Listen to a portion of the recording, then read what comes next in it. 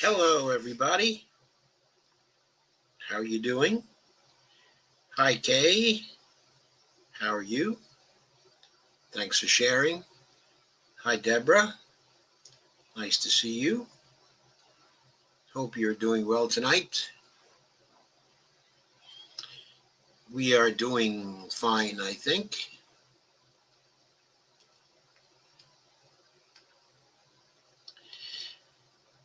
What I wanted to begin with tonight is Trump and the damage he is doing on the way out. Lots of people have been talking about the damage to our political system. Hey, Avril, how are you?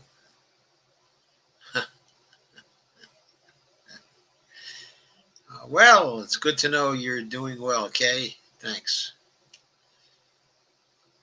What they're talking about is the damage being done to the political system by Trump refusing to concede and by all the lawsuits that Trump is trying to throw at people and the general antics of his legal team basically spreading what most people who work in elections think is uh, simply exaggerated claims to be very charitable about it and lies to be not so charitable. Uh, what's pretty clear, though, is that in the suits themselves, no evidence is being presented by Trump. Oh, you've lost your stream, Avril? I hope not. As far as I can see, the stream is fine.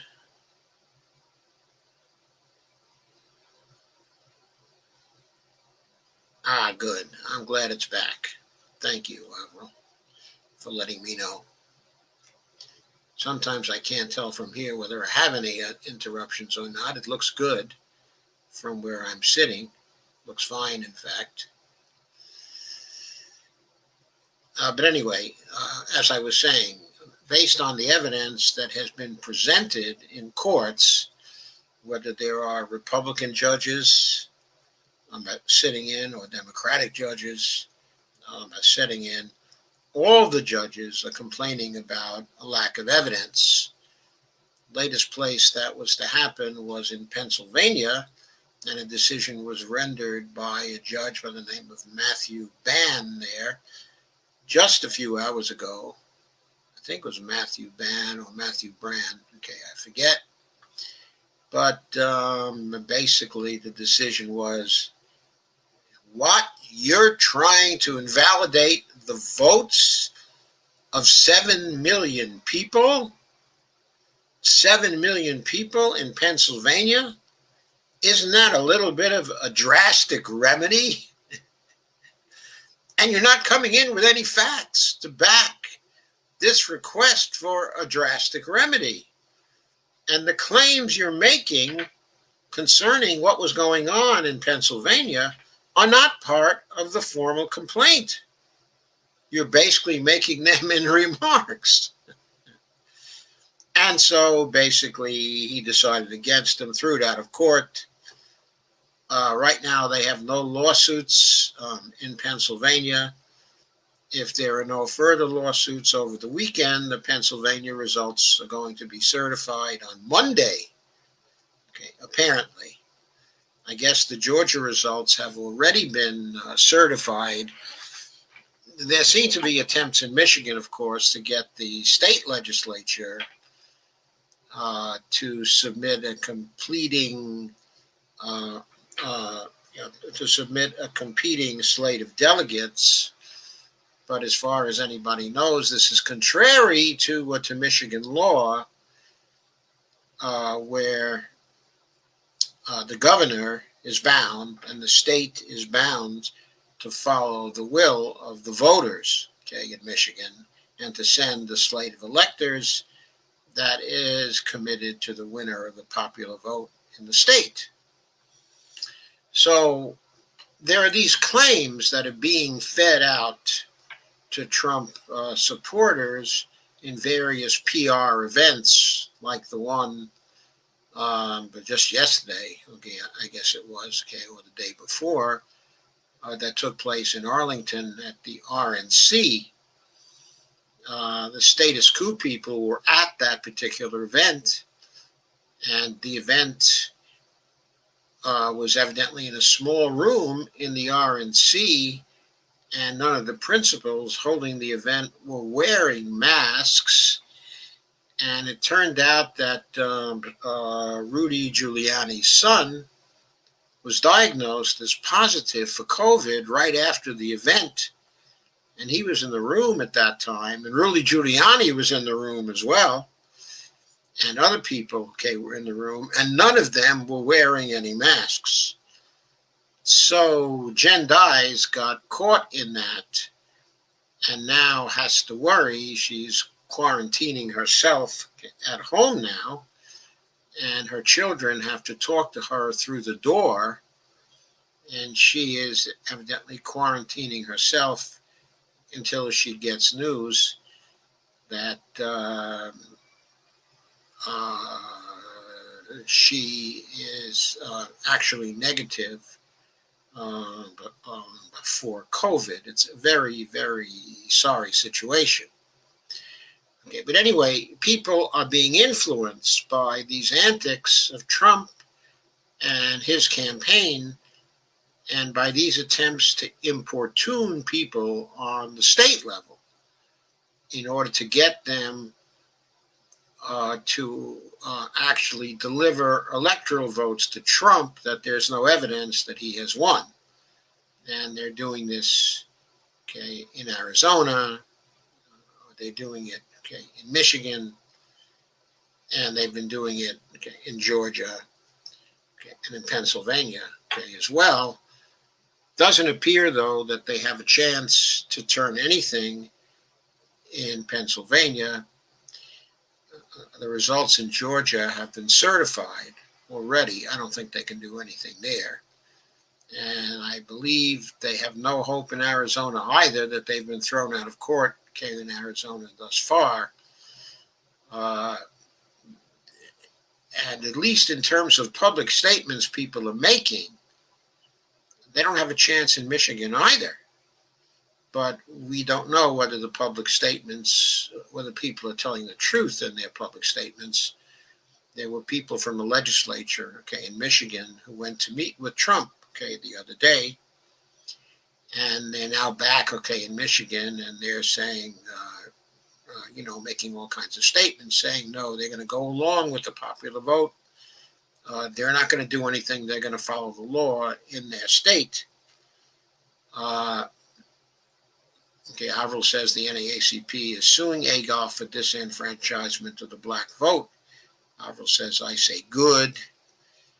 And Avril says, COVID particles travel outside of rooms. The Chinese have particle testers that has found that over a year ago. Yeah, I'm sure the COVID particles were all in the room there, and the people are at risk of contracting COVID.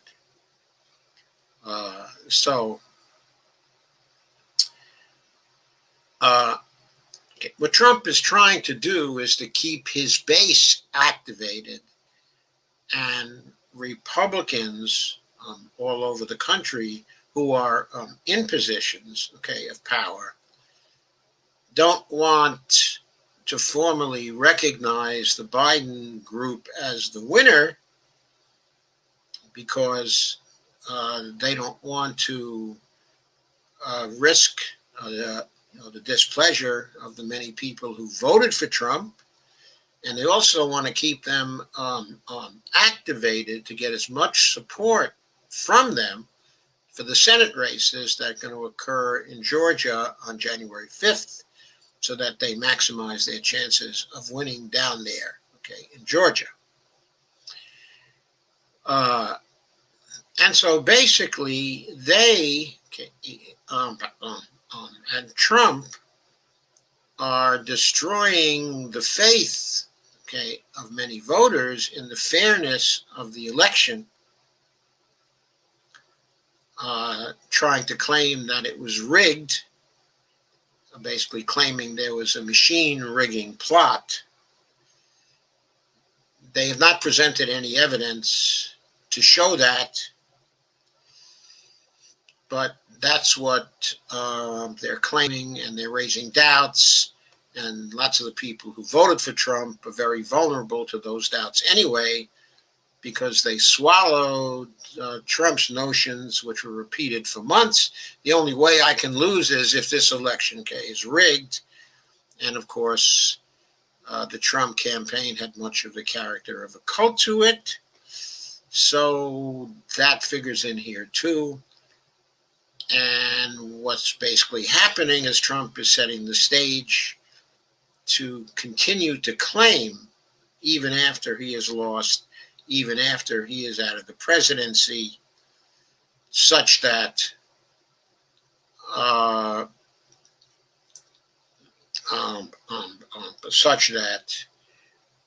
he will claim that he was stabbed in the back, okay, and it was rigged, and he is the rightful president of the United States. Biden is not the rightful president of the United States. That is going to diminish, okay, the legitimacy, okay, of Biden, which is what they want to do in order to make his presidency a failure. So that's what's going on there, okay, I think. And I think we don't know what the result of that is going to be. There's still 2 months until Inauguration Day. We don't know what events could possibly occur. Now, what I would like to do is to turn to a piece in The Week by Ryan Cooper, entitled "Trump is Wrecking the Government on His Way Out." And this piece appeared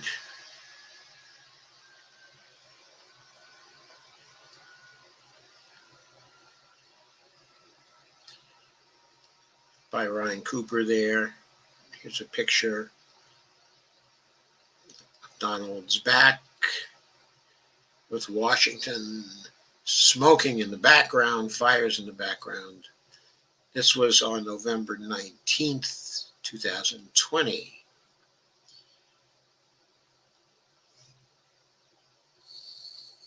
And so Ryan Cooper says Trump's going down swinging, aside from him and his party flagrantly attempting to overturn the election through ridiculous lawsuits or conspiracies to throw the votes out entirely. His administration is scrambling to entrench right-wing regulations and install Trump lickspittles throughout the various government departments. Well, we can tell what lens Cooper is looking at this from. When he takes office, Joe Biden is going to face a government in smoking ruins. He will essentially have to rebuild the federal bureaucracy from scratch if he wants to achieve anything, no matter its political inflection. One hopes he's ready for the task. So that basically summarizes what Cooper is saying.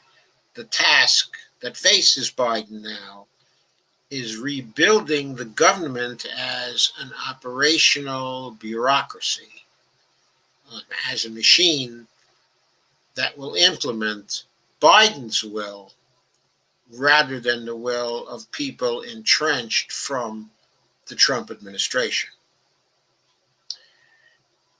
Cooper says one of the more prophetic books about the Trump era is The Fifth Risk, written by journalist Michael Lewis.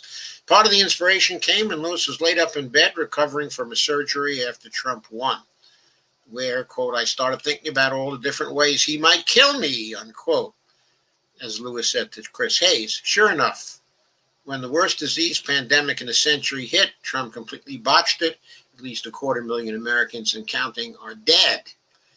Let me point out that according to the Worldometer site, the number of dead for today were at 1,454, but that was as of last time I checked this, which was like 7:30 or something like that. There may be more news since then, because this site is updated in real time, at least until a certain hour. So, by the way, total deaths were 261,790. Deaths per million were at 789. So now is not entirely current. It comes under the heading of yesterday here now. And so deaths from yesterday, fatalities, were 1,460 fatalities. Total deaths now, according to this site, are at 261,790. Deaths per million are at 789. That compares to 2 days ago, where the fatalities were 1,900, 98. And I know what the fatality figure was for the day before that. It was 2,064. 2,064. Now, I don't know if we have the final totals for today yet. We still may be getting another update around 10:30 or something like that. So I would look back at that sometime if we're still here. But to put this in perspective now, there are San Marino, and Andorra, which we discount when talking about this, among nations that are larger than pocket size. Belgium is number one at 1,309. In fact, it's number one anyway. They've been having a really rough time lately. 1,309 deaths per million. Peru is at 1,070 per million. They're in second, discounting small nations. Spain is in third at 911. Argentina is in fourth, at 811. Italy is fifth at 804. The UK is at 798. They're sixth. Seventh is Brazil at 791 deaths per million. The United States is at 785 deaths per million, closing to within 6 of the Brazilians now. As of, I'm looking at yesterday's figures now, actually. I have to go back. I was looking at, 2 days ago, was I there? I was still looking at 2 days ago. So now we're at 789. Let me do this again. Spain is at 911. Italy at 815, Argentina 814, the UK at 803, sixth. There's Brazil at 793. We're at 789. We've now closed to within 4 of the Brazilians. We have been catching up to them again. And if things keep going the way they've been going for us, by tomorrow, or certainly by the end of the weekend, we will have overtaken Brazil. And you see we're only 14 away from the UK right now, closing in on the UK as well. Things have been going terribly there, as well. So you can see that damage is being done to the United States, as well. The mountain of corpses is due not only to Trump's unprecedented level of incompetence, but his damage to the government. The federal government does all sorts of things virtually no one knows about to protect the American citizenry, or at least it used to before Trump got there. 2018, he disbanded a pandemic response team. And you know about this, but you may not know the facts, detailed facts that Ryan cites here, that had been in place since 2015. In 2019, he ended a $200 million pandemic advance warning system. That was just last year. He disbanded the response team in 2018. Then in 2019, he ended the $200 million pandemic advance warning system. As the Los Angeles Times reports, this latter system had, quote, identified 1,200 different viruses that had the potential to erupt into pandemics, including more than 160 novel coronaviruses, unquote. It also, quote, trained and supported staff in 60 foreign laboratories, including the Wuhan lab that identified SARS-CoV-2, the new coronavirus that causes COVID-19, unquote.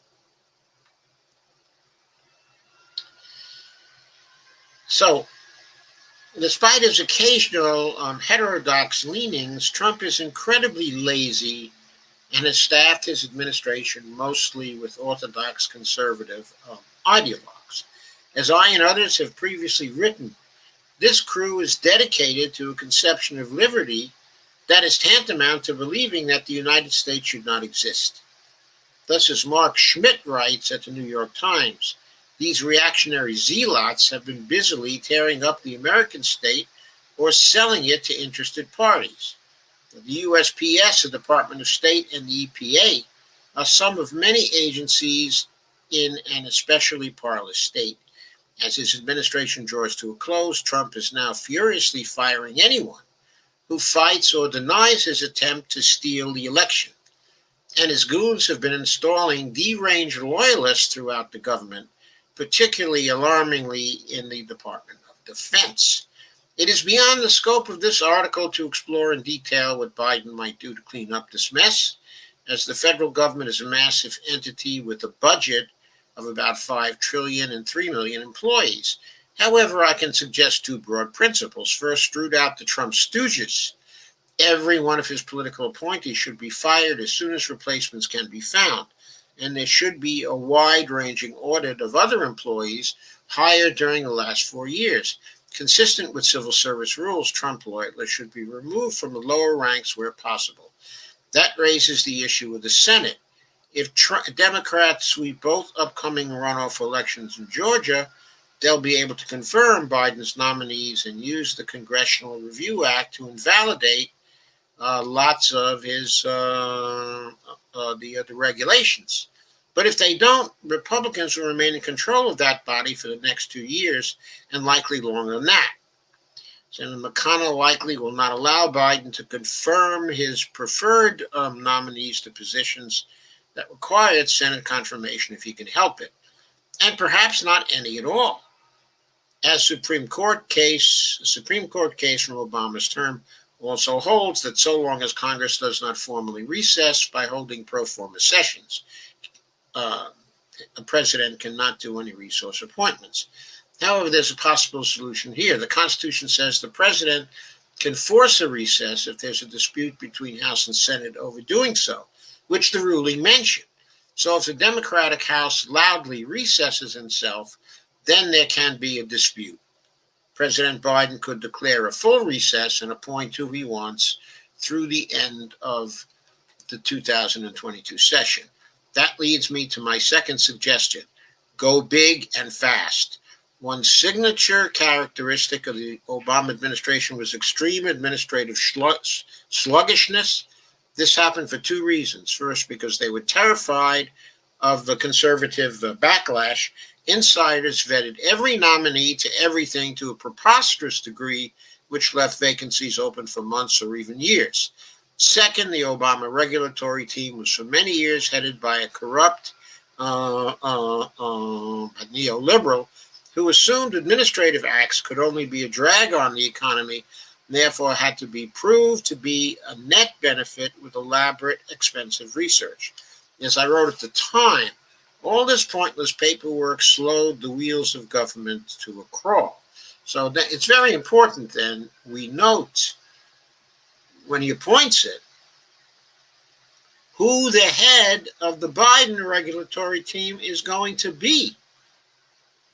He cannot be a neoliberal of the type who was the head of the team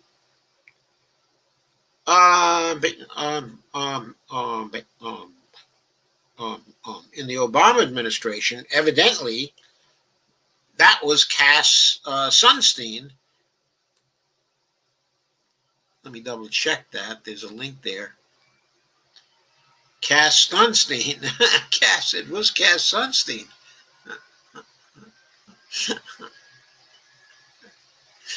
Couldn't believe it.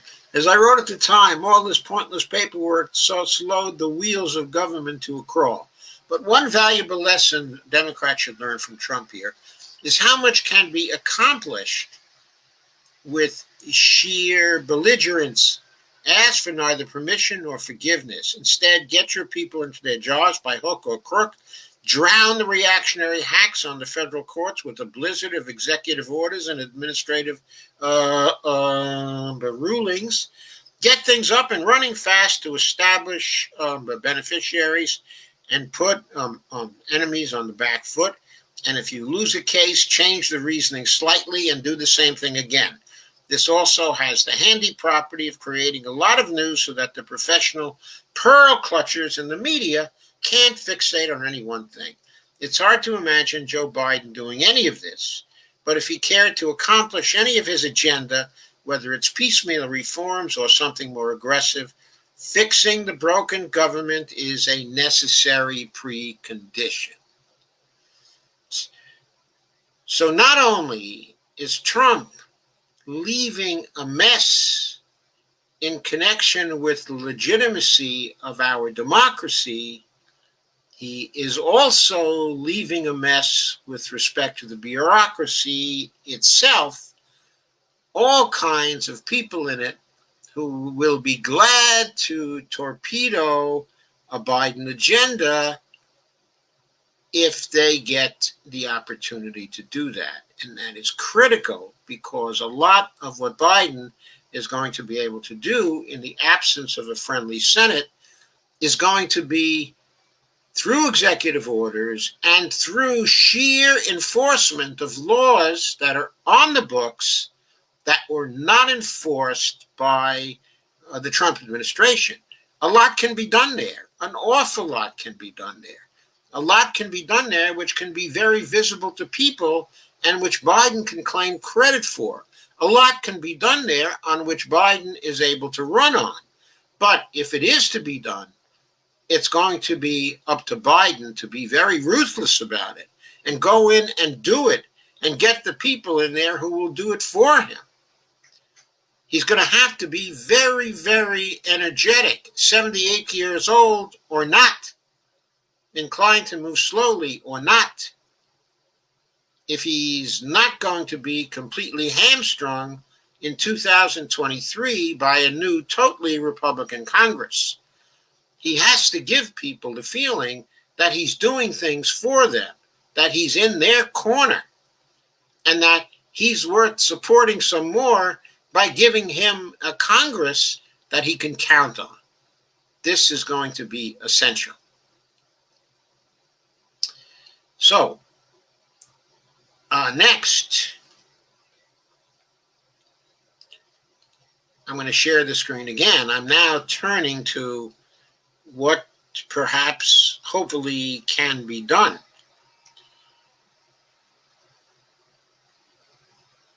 Here's an article called, it was done on actually November 9th. It's somewhat old now, but I only just saw it the other day. It's called the Invest America Plan, Reconstruction with or Without Senate Help, and it was written by Robert Hockett, who is a professor of law at Cornell, and who covers law, justice, governance, law, justice, but money, finance, and economics. And Robert Hockett is an MNTer and very friendly to our side. There's Alexander Hamilton.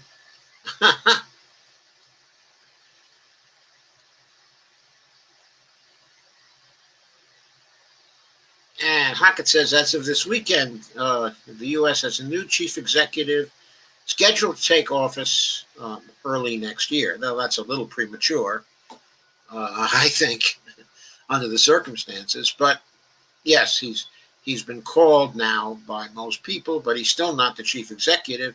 He's still the president-elect only, which is an informal title that I don't believe has any status in the Constitution. And anyway, President-elect Biden and Vice President-elect Harris will confront national challenges on a scale beyond even that which confronted Obama and Biden 12 years ago. The closest precedent will be 1933, when the nation was struggling with the worst of a depression.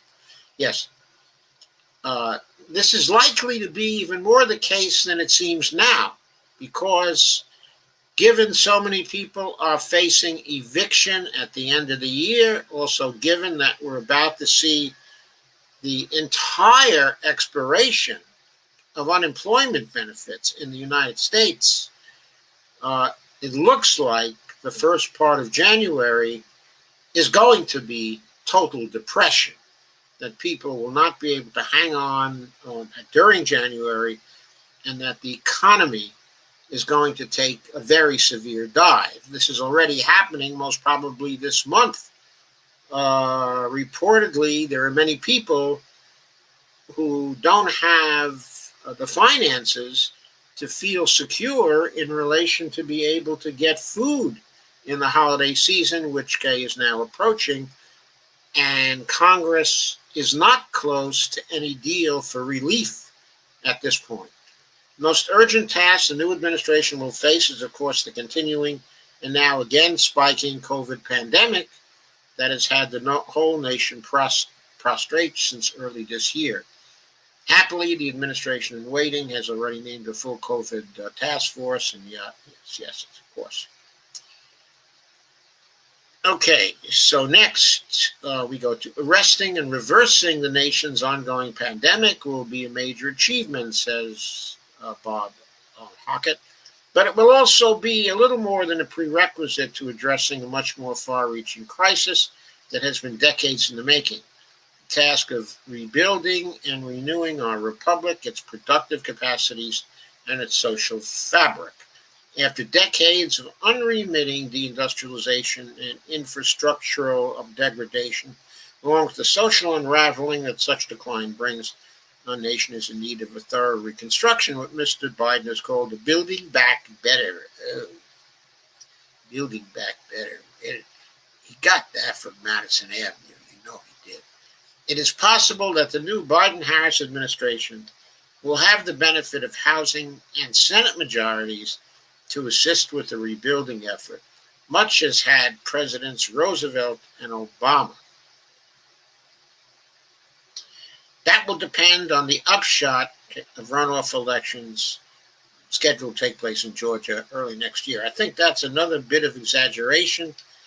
Even if what happens in Georgia is the two Democrats should win and take their places in the Congress, that means the Senate, which is split by 50-50. And there are some conservative Dems among those Democrats in the Senate who may not go along with various things that Biden wants to do, certainly not on the scale of the Reconstruction that was accomplished by Roosevelt when he came in 1933 with very large majorities both in the Senate and the House. And those were majorities that were augmented by the victory of 1934 and 1936 as well. Anyway, that will depend on the upshot of the runoff election scheduled to take place in Georgia early next year. It's also possible, however, that the Senate majority will not be forthcoming. In such case, our rebuilding plan will have to be implementable by the executive with no more than advice, irrespective of consent from the Senate. The following three-part plan, a sort of three-legged stool for national redevelopment, is designed with that possibility in view. I begin with a fuller definition of the task and then elaborate the plan and then enumerate the promised benefits of the implementation of the plan.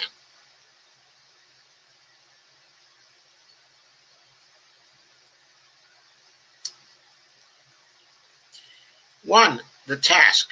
The most urgent task facing our nation once the pandemic is ended will be to renew comprehensively and cost-effectively our nation's full productive powers across all sectors of our economy and all regions of our continent spanning republic. Yes, the COVID has done tremendous damage to the productive powers of the nation, and that followed years and years of hollowing out of the productive capacity due to the loss of sending manufacturers overseas. So we've been facing that for some time. That's been draining the productive powers, and now we have so many businesses going out of business due to COVID. The U.S. should be second to none as an incubator and grower of tomorrow's industries, as a producer, consumer, and exporter of environmentally sustainable products, services, and technologies. This is a goal that Republicans, Democrats, and independents all share. Moreover, the U.S. must achieve this aim in a manner that brings renewed productive activity to literally every congressional district in the country, that optimally combines the efforts of both the public and private sectors of all sectors of our economy and of all levels of government from local to federal. This was the secret of the Green New Deal, says Robert, its comprehensiveness both as a sectoral and a geographical matter. As one would hope of any grand national project that would be small d democratic. This broad ambition entails three distinguishable objectives, what we can call the three I's, quote unquote. 1.1, industries. We must foster, nurture, and scale up to self-sufficiency today, the industries of tomorrow, from solar panels through wind turbine generators and 6G networks to life extension, space exploration, and far beyond. That is the visionary Robert talking. These industries, again, should be spread across the entire nation in a manner encouraging even development continent-wide.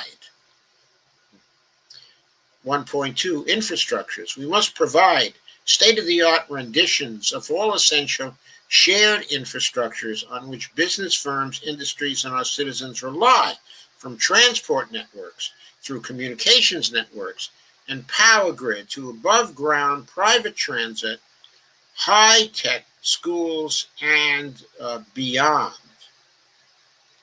1.3, investments, because 1.1 and 1.2 have many attributes of what the economists call public goods, quote unquote, in which private sector actors have neither the jurisdictional authority nor the coordinative or financial capacity to invest in socially optimal amounts. We must collectively make strategic, self-liquidating public investments in fulfillment of objectives 1.1 and 1.2. We should ensure that this public investment is both A, adequate to the scale of the task, and B, sufficiently growth generating as to afford the means of publicly extinguishing loans or remunerating equity investments with the proceeds of successful projects or project portfolios. That is how any investor ensures that expenditures are bona fide investments rather than mere expenditures alone. Note that this means when the investments are public, that they will not be inflationary, for they yield the very products, services, and infrastructures that will absorb the money spent to finance them. In other words, deficit spending on these things will not be inflationary. Deficit spending on real investments is not inflationary because the fruits or products of those investments absorb the finances spent on them. Category 2 now, the instrumentalities. We covered the tasks, now we're on the instrumentalities. We already have the federal instrumentalities, needed both to make a concerted national project of one and to meet the specific objectives of 1.1 through 1.3 above. This means that, however desirable new bipartisan legislation might be, it will not, strictly speaking, be necessary to effectuate the Investment America plan.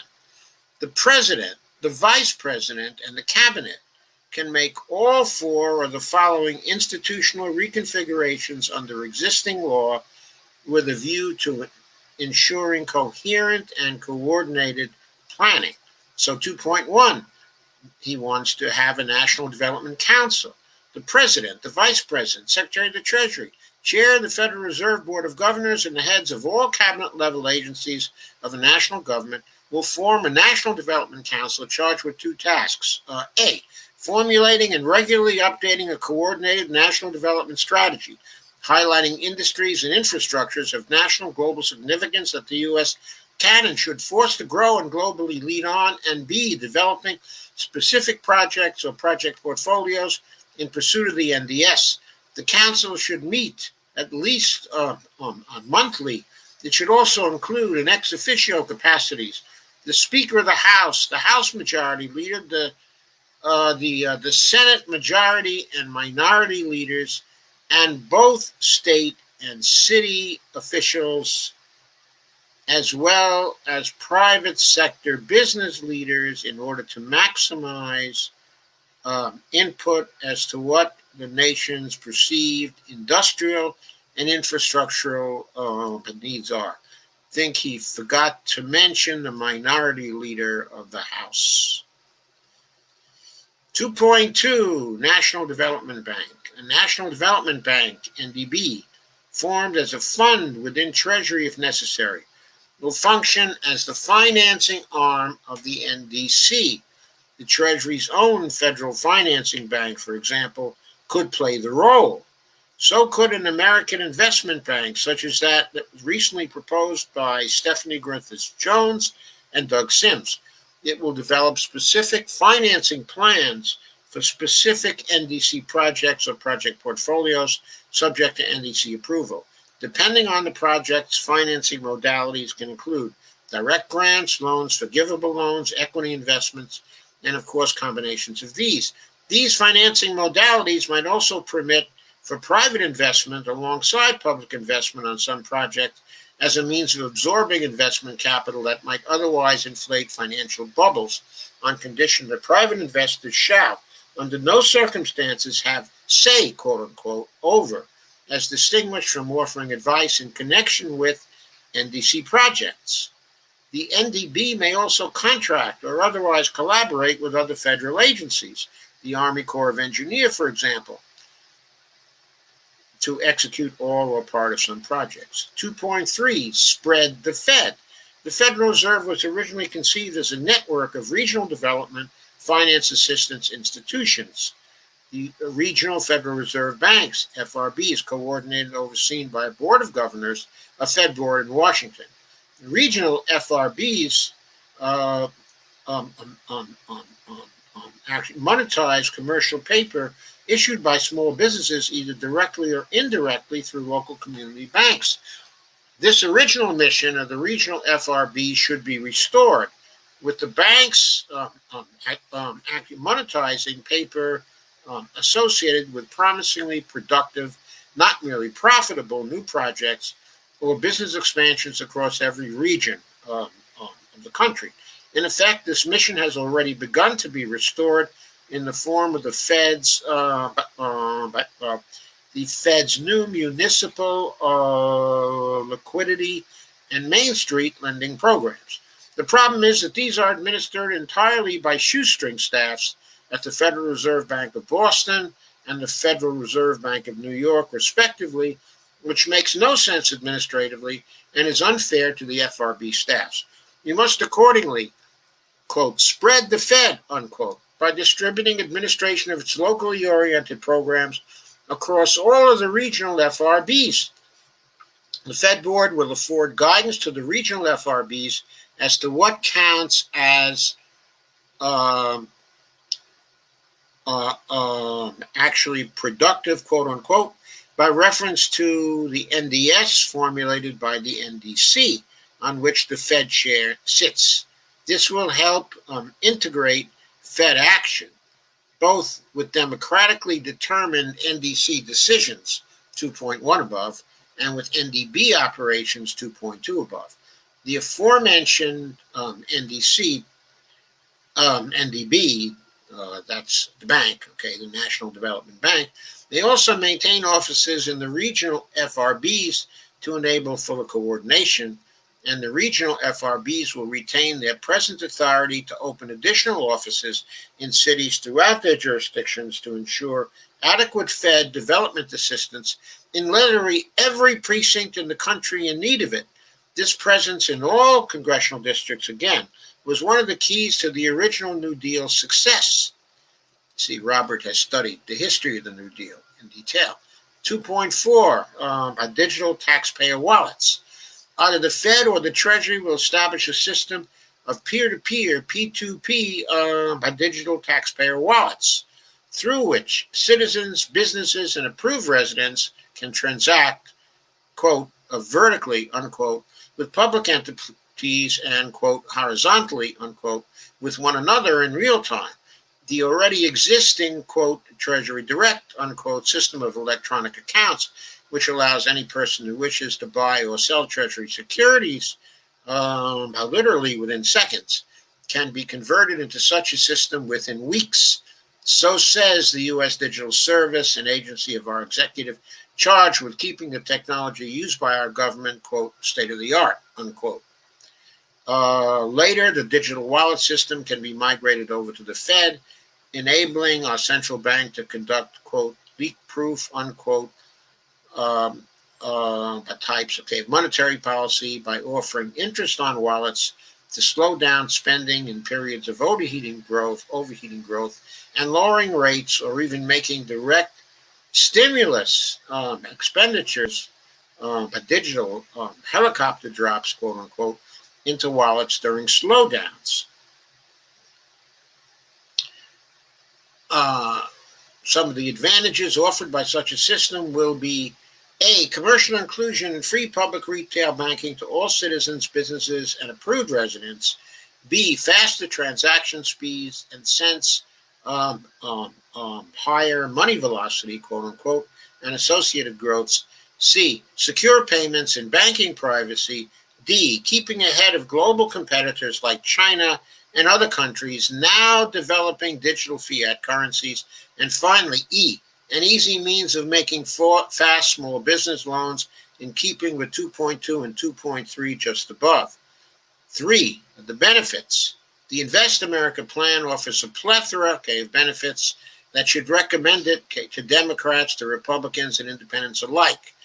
Among these are 3.1, growth in employment. The boost in productive investment that the Invest America plan affords will generate both enormous growth and enormous employment gains in high-quality, high-paying industrial and infrastructure jobs. 3.2, innovation and small business ownership. The restoration of the Fed's small business fostering mandate under the Invest America plan will aid cutting-edge new businesses as well as sole proprietorships, family firms, and worker-owned firms in gaining a toehold in the fast-paced American economy. 3.3, export growth. Invest America plans focused on cutting-edge industries with great export potential will help restore America's lost role as a world leader, both in developing new industries and in profiting through sale of its unrivaled products. And 3.4, debt and deficit reduction. The Invest America plans focus on projects that are in aggregate self-liquidating, that is, remunerably productive, will both reduce public debt and avoid inflationary pressure, precisely because its expenditures are used to finance the production of the very goods and services that will absorb newly generated credit and money. 3.5, by rerouting investment capital to productive investments rather than speculative, secondary, and derivative financial markets, the Invest America plan will eliminate the principal source of the financial volatility that has plagued the nation's financial markets over the past several decades, namely the flow of credit to financial rather than real assets over 3 decades of degraded and outsourced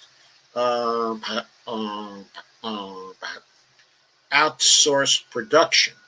3.6, wealth and income inequality.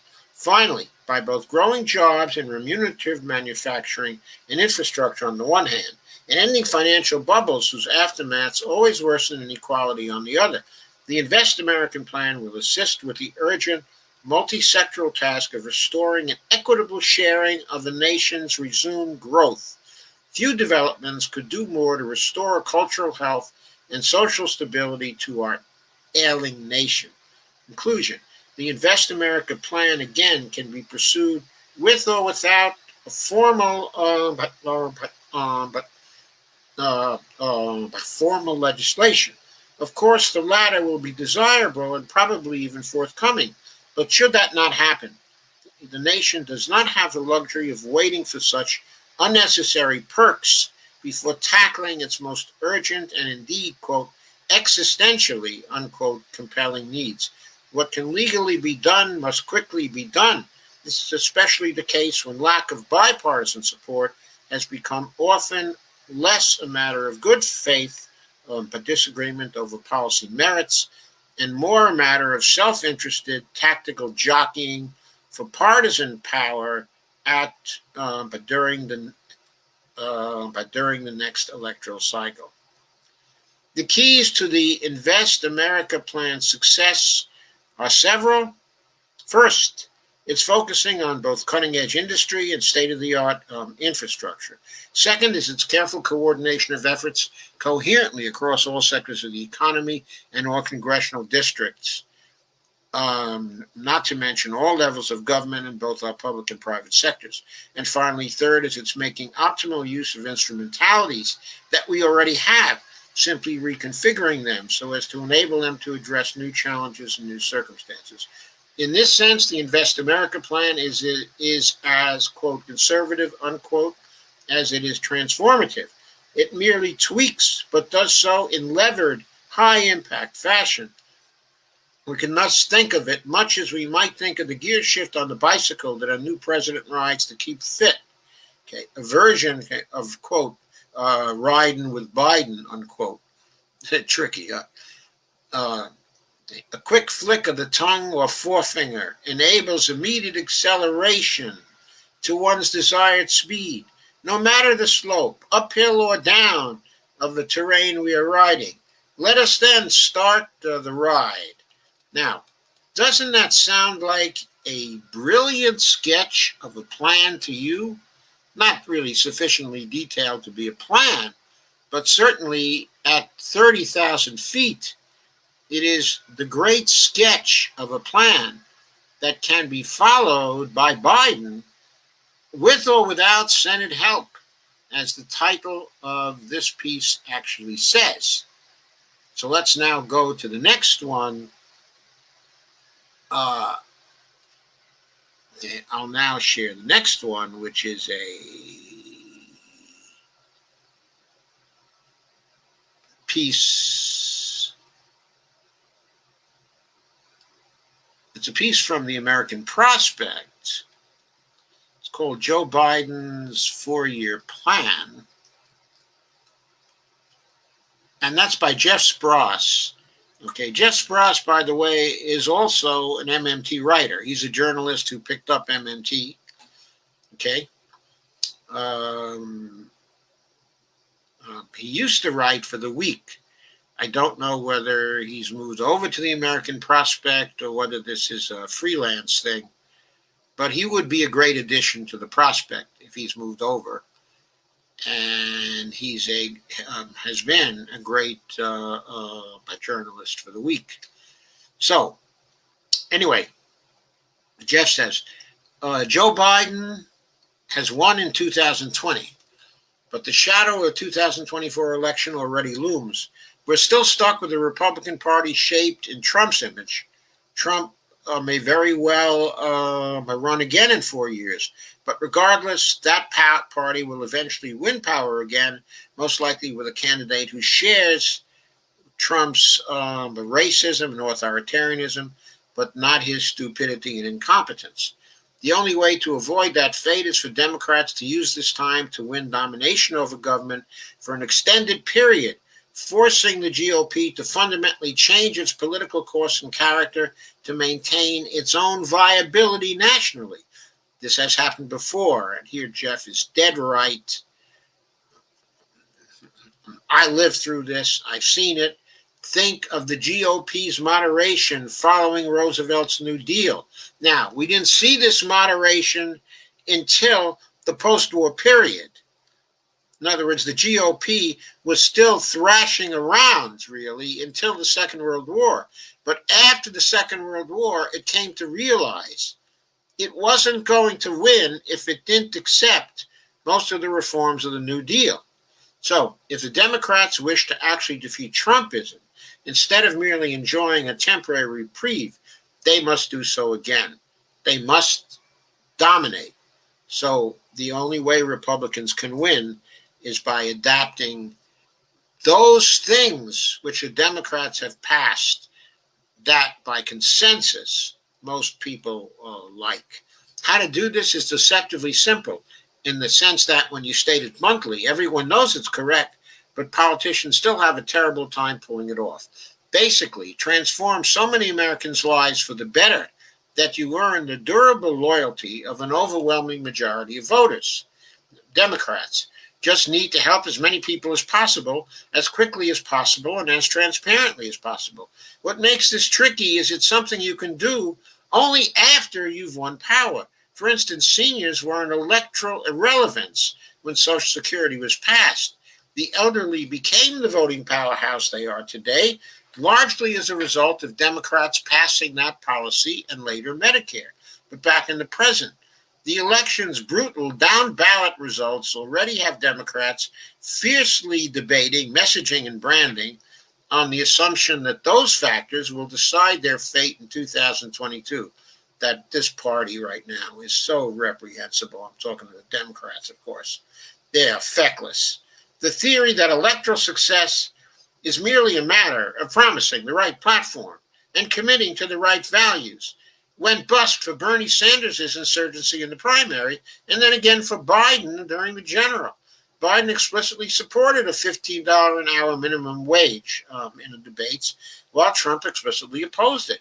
Yet Trump went on to narrowly win Florida, even as the state's voters also approved that very $15 minimum wage by a whopping 60%. Of course, I have to note here that when Jeff is saying this, he's ignoring the fact that even though Biden explicitly supported $15 an hour minimum wage in the debates, he didn't really campaign on that.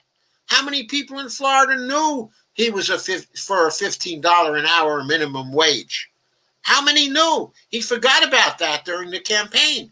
He focused only on COVID, which that part of it was right. Okay, he focused only on COVID and anti-Trump. He didn't say what he was going to do for the economy. He didn't run on that. He needed to run on that. Of course, he said he wasn't going to shut it down. But he needed to say more than that. He had to say that where it was necessary, he was going to shut down in local areas, but wherever it was necessary, people would be taken care of, would be compensated. They would have money to sustain themselves during the time they had to stay home. He needed to say that. If he wanted the Senate, he needed to say that. Never said it. Never committed to it. That's why they lost the Senate. That's why they lost seats in the House. Now, of course, they haven't quite lost the Senate yet, but they're behind by 50 to 48 right now. Okay? So I should have said that's why they're behind the Senate. Despite running on a platform that is wildly more popular on paper than Republicans' obsessive commitment to tax cuts and deregulation for the wealthy, Biden won the battleground states by the skin of his teeth. It is simply far from obvious that messaging matters for elections. What does seem to matter, for good or ill, is the party's already established reputations. For must voters, beset as they are by demands on their time and attention, those reputations are built on straightforward heuristics, have their circumstances, and those of their community improved under the incumbent party. What has either party done for them previously, or lately, actually? It's really, what has either party done for them lately? Drawing on history, political science has a pretty good idea what specific characteristics policy should have to create that feedback of voter goodwill leading to large, durable majorities. Social Security and Medicare are the gold standard, benefits that are generous, that go to large swaths of the population, that are designed and delivered in a straightforward way so that voters can clearly see they've received the benefit and from whom. As a demographic, seniors moved from an irrelevance to a major electoral force because those policies gave them a stake in governance and something to fight for, plus the resources and material freedom to engage with politics and to organize. Unfortunately, even when they've held total power, Democrats have spent the last several decades deliberately avoiding policy designs that do this. They've approached big, ambitious public investment with trepidation. They've gravitated toward programs such as Obamacare and endless tax credits that are targeted, modest, delayed by years, and delivered through Byzantine systems. That's a great summary of what Democrats have been doing for the last 30 to 40 years. That's why they're so shafted. They keep getting shafted. That American governance has been swinging crazily between Democratic and Republican control in recent decades, based largely on questions of identity and culture war, is not a natural inevitability. It's because neither party has really done anything of substance for voters, and Americans have been on a continuous glide path to ever greater inequality, stagnation, and insecurity since at least 1980. Voters keep desperately asking for change, and Democrats must finally, at long last, give it to them.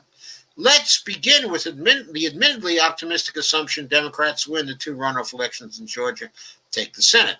There are several policy ideas that have all the positive feedback characteristics of Social Security, but that also riff on existing aspects of Biden's platform. For example, a universal child allowance, effectively Social Security for every family with a member under 18. Next, a multi-trillion-dollar infrastructure investment, a Green New Deal focused on public works and job creation, Green New Deal including federal job guarantee, I should hope, or a policy that puts everyone under age on Medicare, but just to name a few examples. And by the way, what about Medicare for all? What about Medicare for all? Is Jeff too shy to call on Biden to take back his opposition to Medicare for all and put in Medicare for all? To name the perfect example, Biden's public option for health insurance should also fit to the bill. The public option is a trick sparkle pony.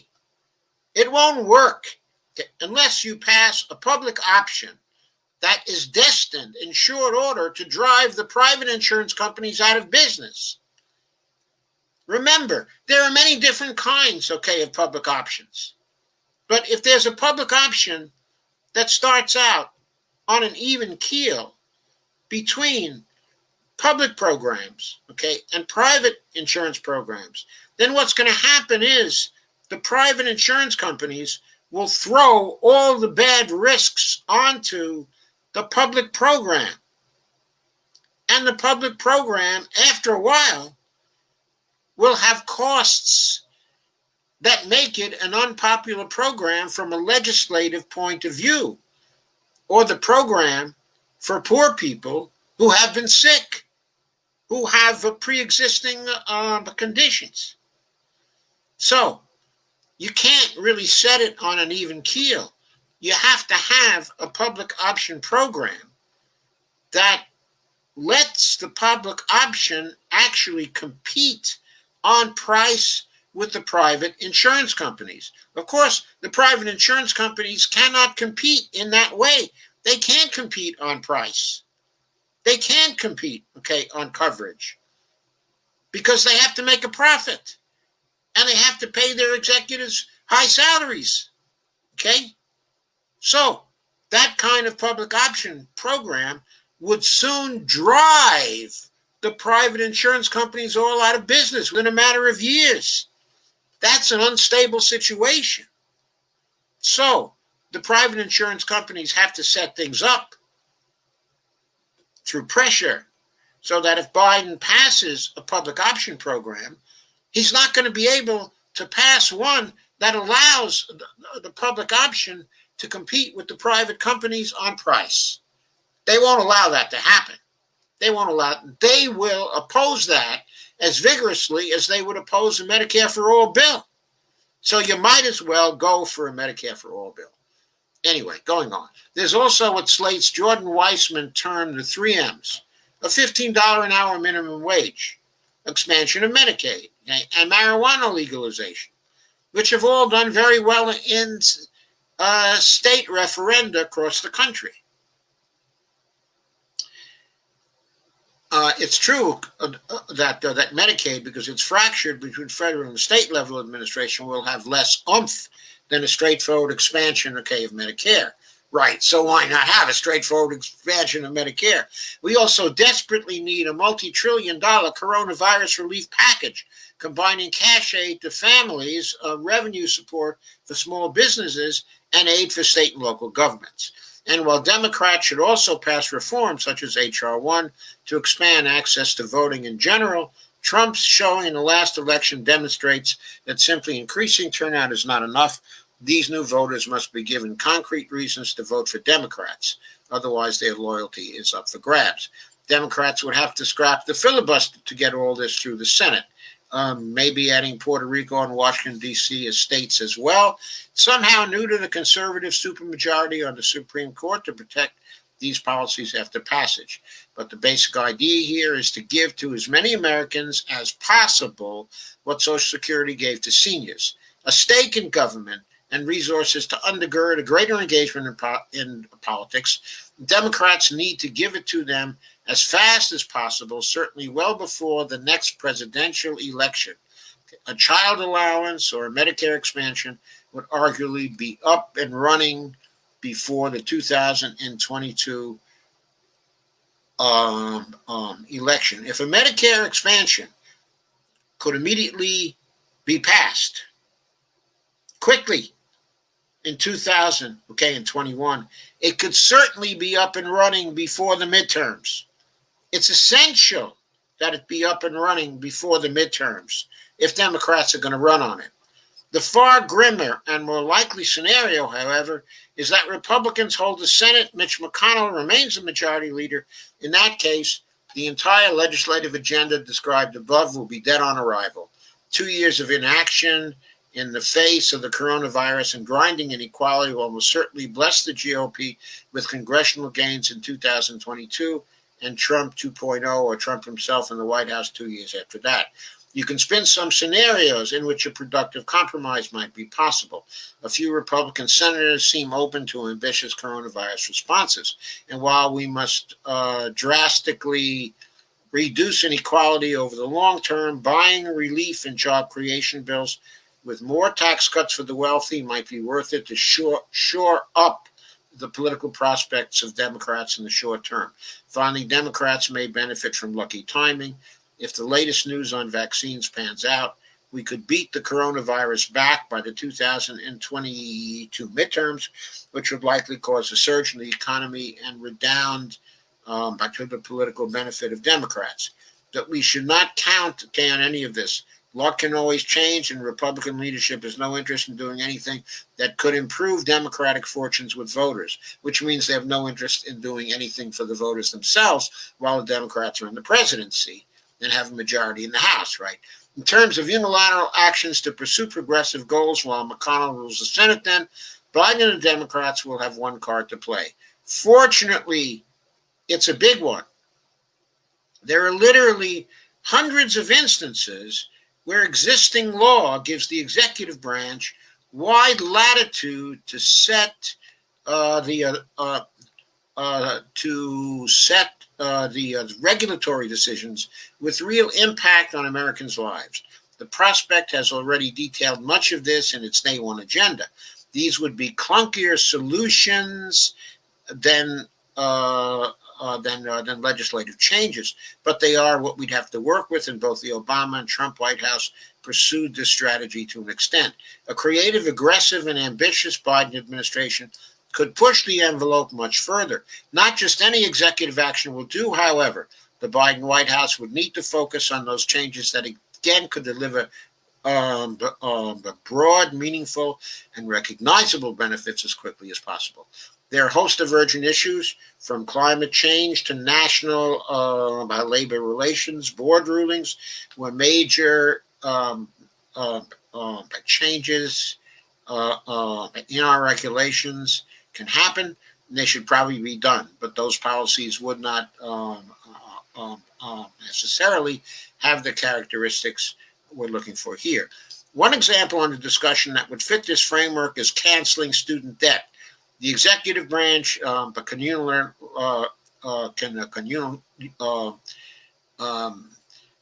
can by unilaterally forgive most, if not all, of that burden. 92% of it, actually 92.5% of it, student debt, is owned by the federal government. So that can all be forgiven. I just add that as a comment here. Senate Minority Leader Chuck Schumer has endorsed the idea. Biden himself says it's a priority. Granted, the class politics of student debt about forgiveness are complicated, but plenty of the benefits would flow to the working class, and the idea is broadly populated. They're broadly popular. One other example, there are two different sections of law the executive branch could use to lower the cost of a drug and license it to generic manufacturers. Technically, these powers apply to any patented item, but spiraling drug costs are probably the biggest priority right now. But there are administrations that have used these tools in the past, for military needs, and once or twice even to browbeat pharmaceutical companies into lowering their prices. But regulators are generally squeamish for fear of business lobby backlash or appearing too radical. Biden's administration should not feel any such hesitation. We can keep going. The progressive and leftists often talk about how low-income Americans need an affordable public option for banking services and how the Postal Service would be able to provide it. Turns out much of that project could be built without any legislation using the agency's existing authority. On the subject of the 3Ms, Biden's administration could deschedule marijuana from the federal list of controlled substances, making life much easier on medical researchers and the burgeoning marijuana industry.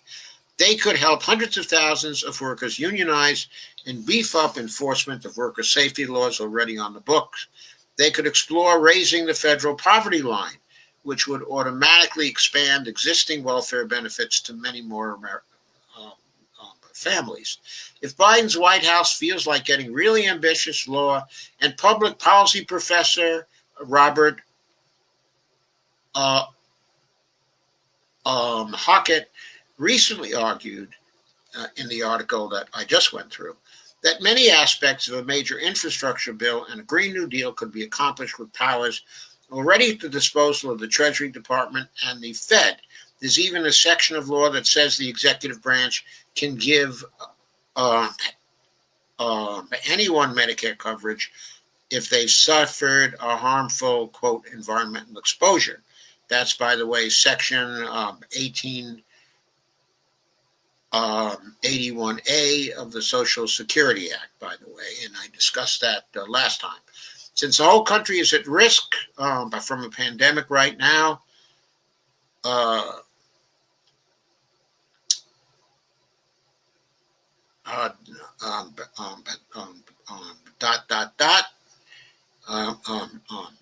anyone for Medicare for All by presidential decree. By going all in on these sorts of executive actions, Biden could very well win Democrats enough political credit to flip the Senate back in 2022. I completely agree. That's exactly what Biden has to do. Even if it's 50-50 in the Senate, he's going to have to do a lot of that because Kyrsten Sinema and Joe Manchin are not likely to vote with him, on any issue. So in 2022, he could resurrect that sweeping legislative agenda for his second 2 years. But make no mistake, none of this would be easy or surefire. A radically conservative Supreme Court could scuttle an ambitious regulatory agenda. Indeed, by central parts of the bureaucracy are themselves designed to curtail action. Then will have to be dealt with. Perhaps the biggest concrete hurdle to doing all this is that Biden would need ideologically committed and ambitious people running the relevant executive agencies, people who would ostensibly have to be confirmed by a hostile Republican Senate. But there are bureaucratic maneuvers to get around the need for Senate approval, particularly by promoting subordinates who did not require confirmation for their initial roles. Trump himself used these tactics routinely. While they're underhanded, they're also at this point very necessary. Which brings us to the final, most critical ingredient, the will to act. Would Biden and his White House actually have the stomach for this sort of bare-knuckle wielding of bare-knuckle wielding of executive power? What we've seen from the president-elect himself is decidedly mixed. He ultimately presents himself as a conciliatory and norm-following figure, then is contemplating a presidency of FDR-style ambition. The teams Biden has set up to help us transition into the White House and plan his agency staffing combine centrists who are basically meliorists and full-throated progressives. And while those of us on the left fear Biden, they follow in the Clinton and Obama mold. Conservatives are, of course, already convinced he is a radical in sheep's clothing. Ironically, both the future of the Democratic Party and the future of the country, let us hope the right-wingers are correct. Yes, let us hope so. But let's also hope that since what's going to happen, I can tell you what's going to happen. If Biden uses, a lot of the regulatory things to increase federal spending, that's going to create a situation where we approach the federal debt limit more quickly than we otherwise would. And at that point, what the Republicans and Mitch McConnell are going to do is dig their hands in, dig their feet in relation to increasing the debt limit, the debt ceiling.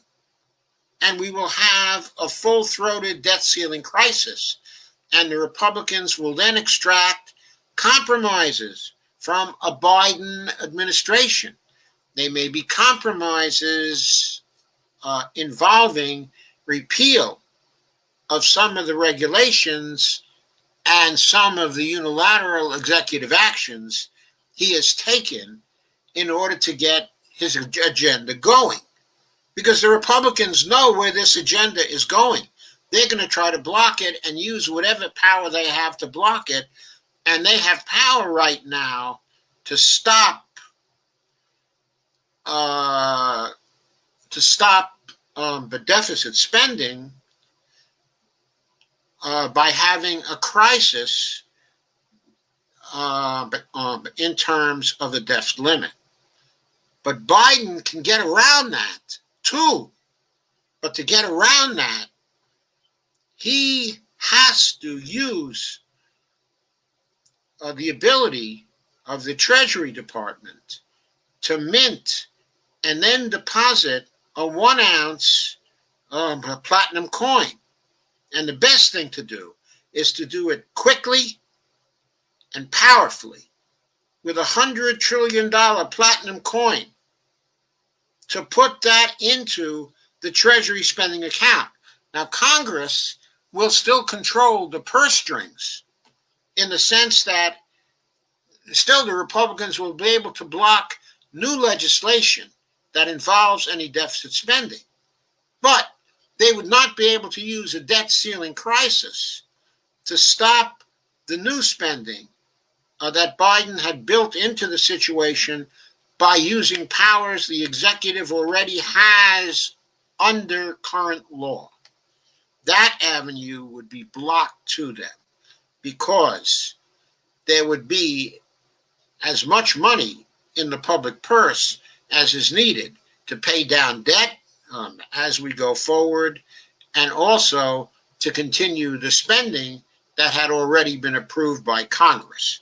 So I'm just saying that's one of the things that Biden is going to have the guts to do. Obama did not have the guts to do that. He could have short-circuited the Republicans with the debt ceiling crisis in 2012, 2013 that way, but he deliberately declined to do it with some stupid excuses that would not hold water, that did not hold water in terms of law. because he wanted to play politics with the Republicans, and he wanted to keep to a deficit reduction kind, okay, of program. Okay, I still have a lot more to cover, so if you'll bear with me, I'm going to continue to go forward on this. So stay with me. There's a lot of good stuff to cover. I promise the remaining stuff is a lot shorter than what we've gone through so far. These were the lengthy pieces, so the others are much shorter. So hopefully I'll be able to finish the coverage that I wanted to do tonight.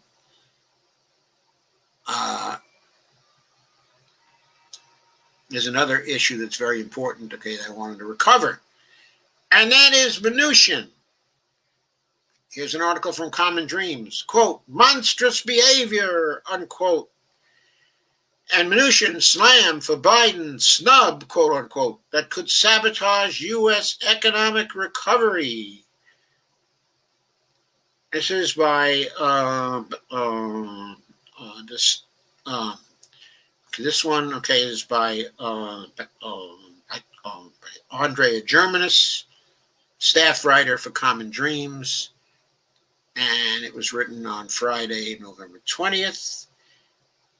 Okay, and Mnuchin was accused Friday of taking exactly the wrong policy and sabotaging the economy for the incoming Biden administration after announcing an end-of-year cutoff to several key coronavirus relief lending programs at the Fed. And there were a number of financial experts who made some comments about this. Carl Weinberg, chief economist at High Frequency Economics, said to CNBC's Squawk Box Europe on Friday, it's hard to find a rationale for this economically. Quote, I don't think there's a good economic or public health or social reason to explain why they want to cut programs, unquote. He added, quote again, so it's kind of got to be politics, doesn't it? And Sister Simone Campbell said, I don't understand acting to hurt our people. If this Wall Street man doesn't care about people, he cares about the economy. So why destroy it? He asked to hobble the Fed and Joe Biden, and she wrote this, in Axios, and there's a picture of Fed Chair Jay Powell and Mnuchin bumping elbows and wearing masks. And the article, okay, is by Secretary Mnuchin acts to hobble the Fed. And a Brooklyn dad, Defiant, tweeted, Steve Mnuchin is that movie villain who, before closing the orphanage during the blizzard just before Christmas, also throws the children's coats and mittens into the furnace because fuck him, with a sinister laugh as he climbs into his Rolls Royce. At issue are an array of relief programs facilitated by the Fed with funds provided by the Treasury that were authorized by Congress earlier this year. These programs include, they were the programs I mentioned earlier. Quote, with respect to the facilities that use CARES Act funding, wrote the Secretary Thursday to Jay Powell, quote, I was personally involved in drafting the relevant part of the legislation and believe the congressional intent is outlined in Section 4029 was to have the authority to originate new loans or to purchase new assets either directly or indirectly expire on December 31st of 2020. Well, if that was the congressional intent, all I have to say to Mnuchin is, why was the option to extend that further than December 31st, 2020 included in the CARES Act? Since it was included in the CARES Act, obviously someone thought there should be an option included in case the facilities were still needed after December 31st. So that's a stupid comment, on Mnuchin's part. He's obviously lying about that. Quote, as such, I'm requesting the Federal Reserve return the unused funds to the Treasury. This will allow Congress to reappropriate $455 billion consisting of $429 billion in excess Treasury funds for the Federal Reserve facilities, $26 billion in unused Treasury direct loan funds. So he says this, but even if Congress were willing to reappropriate the $455 billion, what makes him think that Trump will sign that bill? It's not enough for Congress to reappropriate it. It's also got to be signed by Trump. Where's the guarantee from Trump? Okay, so Mnuchin got swiftly a rebuke from Jay Powell. In a statement released just minutes after his letter, the Fed urged that, quote, the full suite of emergency facilities established during the pandemic continue to serve their important role as a backstop for a still strained and vulnerable economy. Of course, this was kind of a unique thing because the central bank almost never issues public statements, like this. There was a chorus to criticisms from economists, including Paul Krugman. He said, Secretary Mnuchin is effectively trying to create a financial crisis or at least make one more likely, unquote. And he added that, quote, basically we're looking at more sabotage by an administration on its way out. And Krugman said again, the emergency lending programs can have a stabilizing effect even when they don't end up being used. Classic example, the euro crisis subsided when Mario Draghi promised to do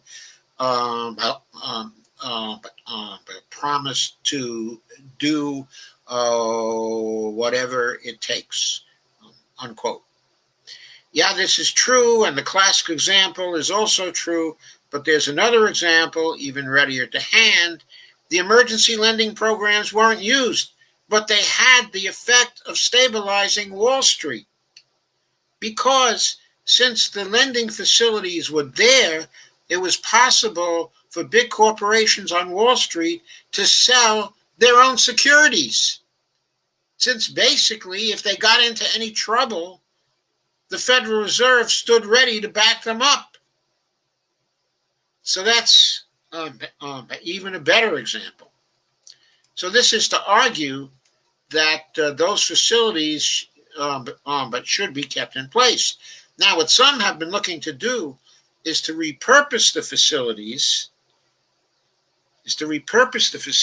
in such a way as to offer low interest rates to state and local governments so that they can make up for the revenue shortfalls that they have now by borrowing money. And proposals have been also put forward that would involve the Fed using its authority to basically roll short-term notes indefinitely so that the state and local governments would effectively have grants from the Fed in this particular type of situation. So, Krugman was far from alone in his criticisms by Jared Bernstein, who's in line to be Joe Biden's chief economist, said, I've seen Mnuchin do this before. Quote, it's not raining under my umbrella, therefore I don't need an umbrella, unquote. Exactly the wrong policy move right now with the virus surging, economy slowing, and vulnerable businesses highly stressed.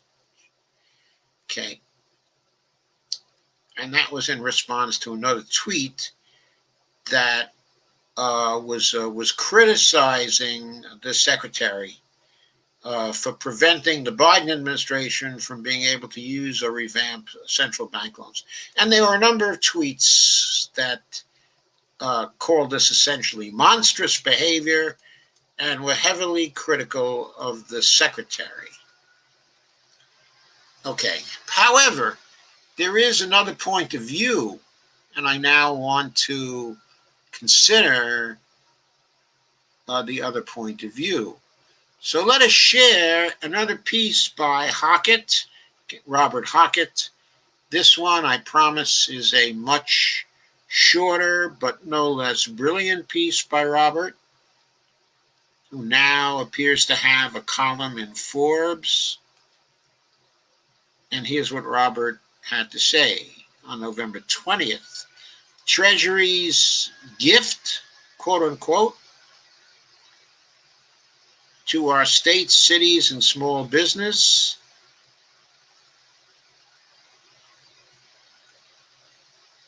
and Robert Hockett's, sorry about this obscuring. I'll make this short and I hope very sweet. There we go. I'll make this short and I hope very sweet. But Treasury Secretary Mnuchin yesterday conferred a gift on the Fed and hence on our states, cities, and small businesses. He doesn't appear to have intended the gift as a gift, but a gift it is nonetheless. What am I talking about? I mean Mr. Mnuchin's announcement yesterday that Treasury will not be renewing the CARES Act programs that the Fed has been administrating for struggling subfederal units of government and small businesses. Specifically, the Municipal Liquidity Facility, the MLF, and the Main Street Lending Program, the MSLP. These programs, as conducted since April, have operated under the Fed's Section 13.3 authority, informally known as the Exigent Circumstances, quote-unquote, provision of the Federal Reserve Act. Financially, they're structured as a banking operation with the Fed playing bank and the Treasury playing equity holder. Much as a bank lends a multiple of its equity, the Fed has been authorized to lend a multiple of a CARES Act appropriation invested in the Fed by the Treasury. That's what that $454 billion was. Which then created, a money cannon because it was leveraged, at 10-1, essentially producing loan funds the Fed could use on big business if big business cared to take advantage of the facility. Big business did not do that. And the Main Street Lending Program did not work, and the municipal program did not work either because the interest rates were set too high by Mnuchin. He had a say over those interest rates, and he would not allow the Fed to provide low interest rates for the state and local governments, and for the Main Street Lending Program. So, what the Secretary announced just yesterday is that the Treasury will be withdrawing its equity investment at the end of December. It has occasioned much consternation on the part of Fed officials themselves, also business groups, and the commentariat more broadly, who rightly see Mnuchin's announcement as premature, if not politically spiteful. For the COVID pandemic that occasioned the CARES Act programs in the first place is worsening, indeed worsening to its worst yet. While the criticism of yesterday's Treasury announcement is fitting, is actually a needless and wasteful distraction. Why? Because the Fed's own municipal liquidity and Main Street lending programs never needed CARES Act authorization in the first place, let alone Mnuchin's approval of specific terms. And allowing Mnuchin a role in these programs has rendered them all but useless since they were started last April. Now that Mnuchin and Treasury is out, then the Fed can actually, quote, do it right. Now, this column is aimed at Jay Powell. It's aimed directly at Jay Powell, telling him he can now actually do it right where municipal liquidity and Main Street lending are concerned. Let's focus on that as the redoubtable David Dayen is doing. And we'll get to Dayen's piece in just a minute. Since April, the MLF has been run as if it were a bailout facility for reckless, too-big-to-fail financial institutions. like the programs of 2008 and 9. But that is nonsensical. Our states and cities have caused neither the pandemic nor the incompetence of the White House in the way reckless banks caused the bubble that crashed in '08. They rather are frontline responders to national disasters because the LMF has been administered as a bank bailout fund, complete with a penalty rate, market rate, and bond rating requirements. It has been almost useless since its inception. That's why it was never used, folks. That's why that money cannon was never used. Only the state of Illinois and New York's Metropolitan Transit Authority have been desperate enough to avail themselves of it. Chairman Powell and others at the Fed are, of course, aware of this, but could they not be? But Mr. Mnuchin has resisted all calls, both from myself and from others, to make of the MLF what it is meant to be, a municipal, not a too-big-to-fail bank liquidity facility. A similar tragedy has afflicted the Main Street lending program thanks to Mnuchin's involvement. It has been stingy with funds, and its primary beneficiaries have not been the nation's most vulnerable small businesses, but instead large politically connected firms. Moreover, both the MLF and the MSLP have been wrong-headedly run out of single regional reserve banks, one each, rather than by all of our regional Federal Reserve banks. In other words, as Robert said in the other article, spread the Fed, for God's sake. The MLF is run out of Federal Reserve Bank of New York, where I once served. My former colleagues there are among the smartest and most conscientious public servants I know, but it is absurd to think that a shoestring staff can quickly assess the liquidity needs of Billings, Montana, or Homer, Louisiana. Similarly, the MSLP is run entirely out of the Federal Reserve Bank of Boston, whose staff is likewise amazingly able and conscientious, yet very small. How then can we expect it quickly to process loan applications from Tonia's Tractor Repair in Peoria or Harry's Hardware in Bradenton, Florida? The answer is that we cannot, that we pretended otherwise only because we had made an unfortunate bargain with an overtly political Trump-appointed Treasury Secretary. Now that he's out, we can do these things right. How do we do it right? It's far simpler than you might realize. First, the Fed is already able to run these programs under its FRA Section 14 authority. No CARES Act or Treasury equity investment required. The only real restriction imposed by the provision sounds in the short term area of the maturities, 6 months or less, of some of the paper bought under it. But we only need tied-over financing for sub-federal units of government and small businesses until a new president and Congress can take office in 2 months.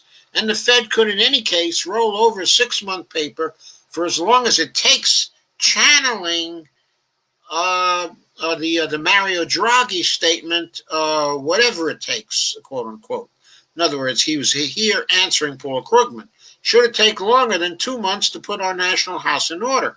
Second, distribute the administration of both of those programs over all 12 of our regional Fed banks. Spread the Fed.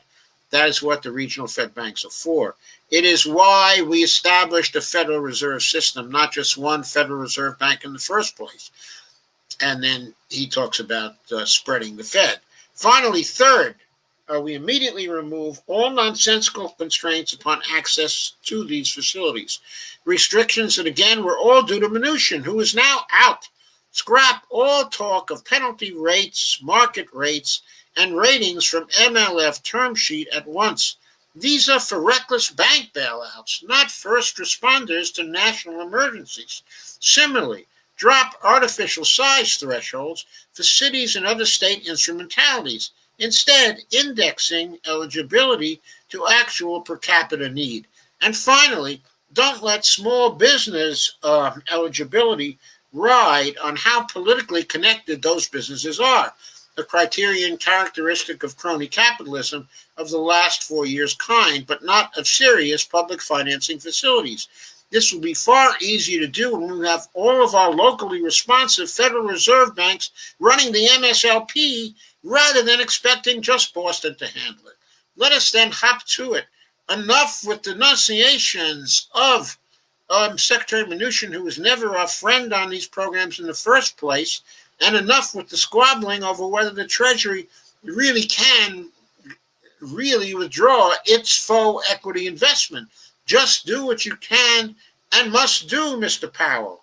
Run municipal liquidity and Main Street lending under your Section 14 authority to all the regional feds over which the politicized Treasury has no say in any event, and Godspeed. I think that's great, okay, and that's brilliant, but at this point, I have to ask the question, okay, and that question is,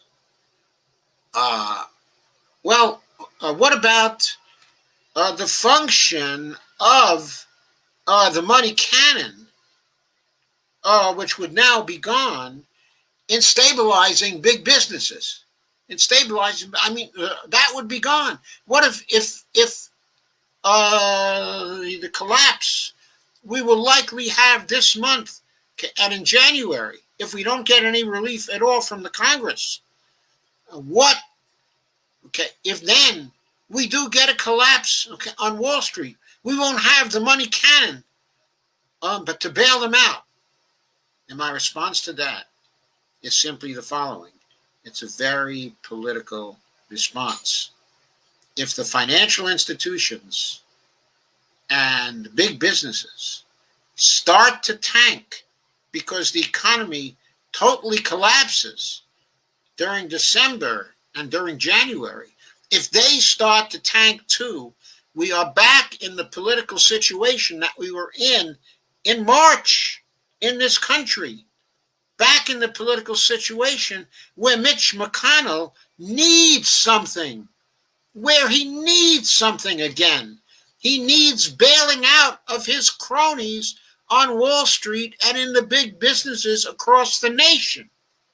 And then he will have to deal with Nancy Pelosi, and it will be possible to heal the mistake that was made by Pelosi in the first place, where she failed to coerce McConnell in the original CARES Act to get everyone taken care of as long as the coronavirus was going to last. She could get anything she wanted out of him at that point if the big businesses were again collapsing, because all his donors would be collapsing. And he would not allow that. He would never allow that. In other words, there's no problem getting another money cannon in December or January if these places start to collapse. So return the equity to the Treasury Department. Let them have it. It wasn't doing any good for Main Street or state and local governments anyway, because they wouldn't let it do any good for them. So return it and let them not have it. That would give Mitch the incentive he needs to pass a relief bill if things start to tank, as they surely will, either in the rest of this month or in January, in the weeks before Biden is to take over. At that point, you've got them by the cojones, as people say. And that's when you really squeeze. That's when Nancy Pelosi or whoever takes over the Democrats as Speaker. And I know Nancy Pelosi, no one was contending with her. I know all that. But it's still a while until she gets officially installed. And we can still see whether that happens or not. But even if it happens, her bargaining power with him would then be recreated if that equity is sent back and the money cannon is sent back. So I got to add that to what Robert said. It's good for our side from a political point of view if that money cannon no longer exists. And the Fed's authority is used to make the bridge loans available to the state and local governments and to the Main Street lending facilities. That's very, very important.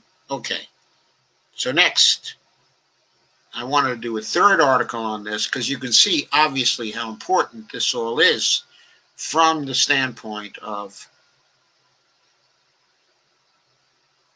the kind of politics that can give us salvation in the next 6 to 8 weeks. Dave Dayen said on November 20th, in his unsanitized column, Secretary Mnuchin mothballs the money cannon, and I feel fine. Yeah, Dave knows which end is up. And so he's talking about the money cannon here. There were pretty strong hints that the Republicans were disinterested in continuing the money cannon after it technically expires at the end of the year. The deadline could be extended. The Treasury would have to agree to the terms, or maybe not. Yesterday, Steve Mnuchin pulled the plug on December 31st. Okay, and he goes through this, some details on this, which I'm not going to go through here. And he says, everyone is screaming that Secretary Mnuchin is engaging in political sabotage of the incoming Biden administration. But that's only if you think the goal of government is to keep the financier wallets well stocked. The money cannon has not been employed to much of a useful purpose, and I just don't believe a Biden Treasury would suddenly prod it in that particular direction either. The money cannon has one use, if only rhetorically. By being decommissioned, the government can get to the work of aiding the real economy through the final rough patch of the pandemic. And I think that Dave is completely right about that for reasons, okay, that I mentioned. I think Trump is outsmarting himself here. Okay, Mnuchin's outsmarting himself. And so Mnuchin said, okay, the facilities achieve their objectives, which in his mind was to prop up Wall Street. And Dave says, it's hard to argue with this viewpoint. The money cannon unstocked markets and made a lot of people rich amid mass chaos. We now are in a different place than we were in March. Stock market is a snapshot of the expectations of future economic outcomes, and the hopes of a vaccine are doing what the money cannon did, raising those expectations that the economy will come roaring back.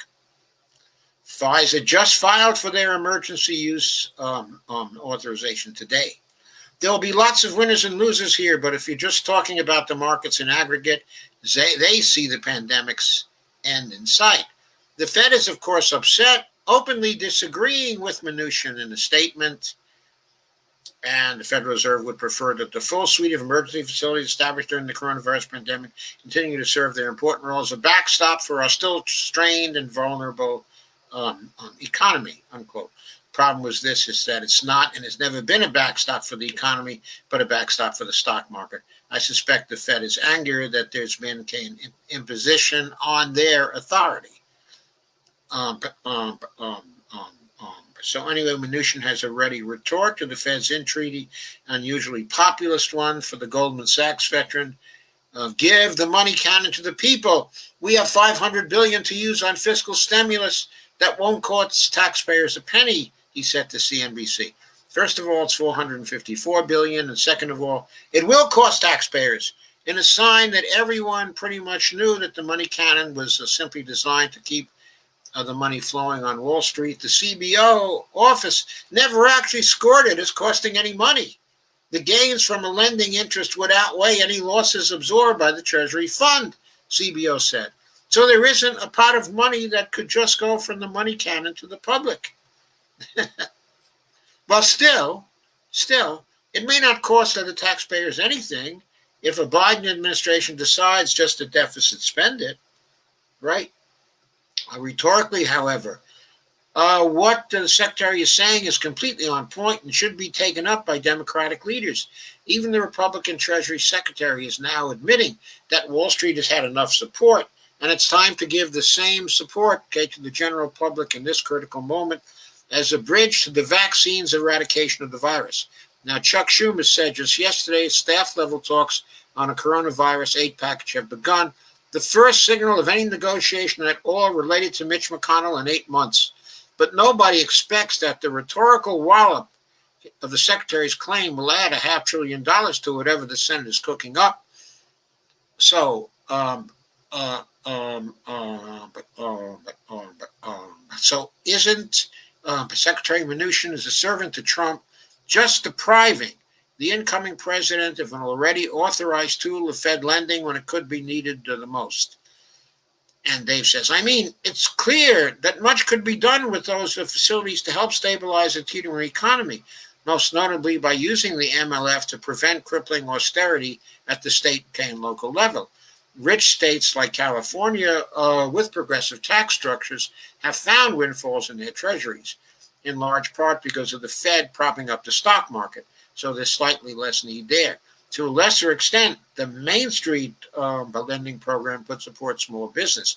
It's definitely notable that the Secretary wants to end the programs that could help public employees and small businesses now that the threat to investors has subsided. My problem is that I don't believe the Fed would actually do anything of value if the authority granted it. It's been 8 months so far. 2 of the MLF loans have been made, despite widespread pressure from Democrats. Theory is that Treasury has been the roadblock all along to lending freely or using the money cannon in any unorthodox way. However, the Fed has plenty of authority to aid state and local governments outside of the money cannon without Treasury having the veto power over it. There's no reason the Fed needs that permission slip, as Robert Hockett explains. What they actually want is political cover in the form of a Biden Treasury Department that's more willing to push the envelope. However, there are a lot of assumptions about that which I think are dubious. Jerome Powell has not struck me as willing to use short-term, endlessly rolled over loans to give states and localities grants that don't have to be paid back for decades, or something similarly generous, even if Biden's radical liberal Treasury Secretary, who won't be a radical liberal, gives the go-ahead. Dave says, we do need more support for the economy even after the vaccine is distributed. I agree with Dean Baker that hopes of a V-shaped recovery are somewhat overwritten. I just am skeptical that the Fed would ever provide what's needed. And if you have a Republican saying to transfer Fed authority into money for people, I say you take him up on it. The Fed, incidentally, could reject the Treasury's request to give that back, the $195 billion. There's also about $800 billion in lending capacity available through the Exchange Stabilization Fund. That's about 40 times more than the Fed has lent so far. And the programs could be restarted 3 weeks after they shut when Joe Biden is inaugurated. So what is this freak out from the likes of Jason Furman, who called this a restless mistake, and Paul Krugman, okay, effectively trying to create a financial crisis, okay, an economic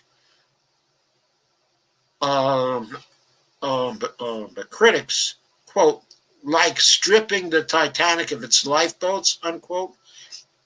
Because these people wake up in the morning worrying about whether we'll have a Goldman Sachs, not worrying whether we'll have a middle class. Any wind down of the entity that calms markets and protects their assets is meddling with the very forces of nature. The Fed has plenty of power without these programs, and you can argue that fiscal policy is stuck because investors are so protected. If you want to get people through this terrifyingly final stretch of the economic crisis, you'll take up precisely Mnuchin's argument. Slice up the money cannon and give it to the people. Yeah, we can take up that argument, see how far it gets us.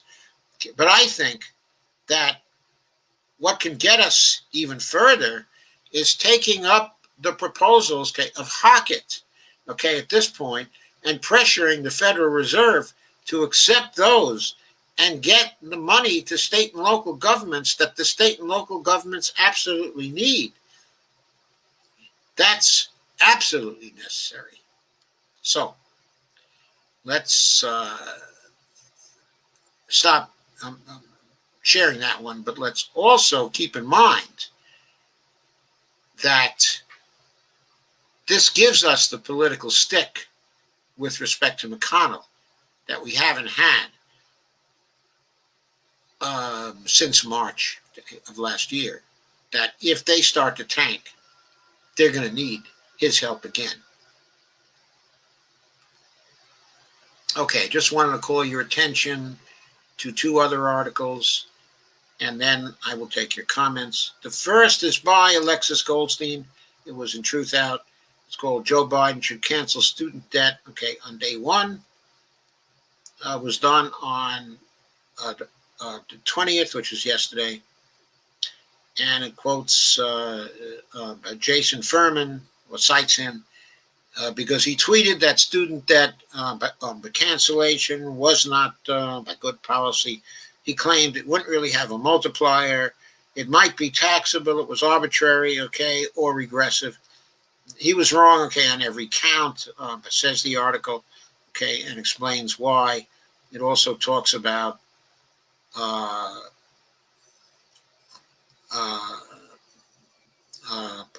the administration extending the suspension on 80% of federal student loan payments. The first in March.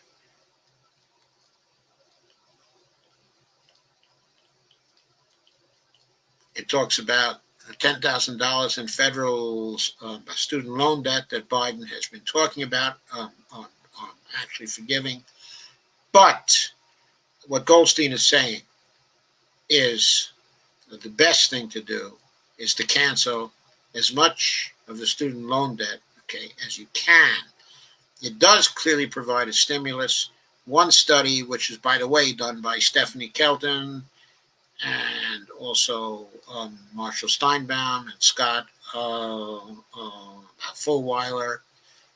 I don't know whether Pavlina was on that one or not, but those were at least the three of the four authors.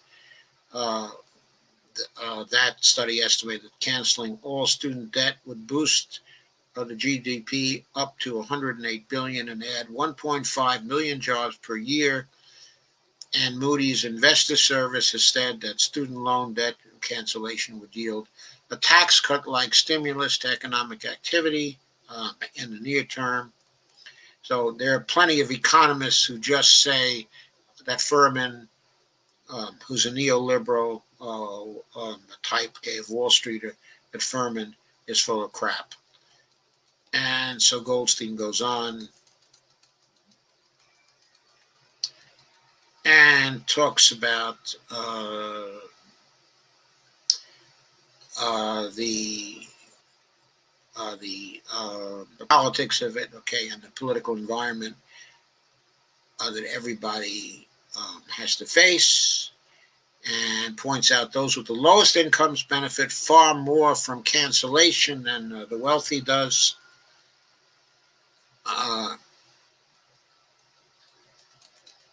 And she cites some studies. So this is a very good article. Okay, I would go through it all, but I don't have the time here now. Okay, I have to end and take your comments. But I call your attention to it and suggest that you go to my link, okay, and you read this article. It makes a very good argument for student debt cancellation. And then the final one, which I wanted to cover here, which I'll cover very, very briefly.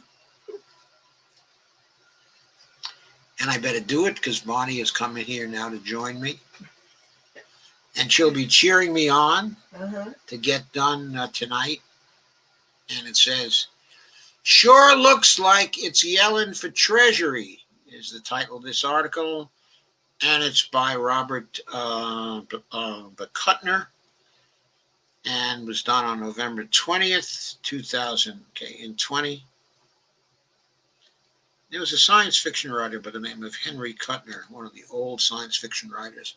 I've always wondered whether Robert Kuttner and Henry Kuttner were related. And Joe Biden said yesterday at the press briefing he will appoint a Treasury Secretary shortly.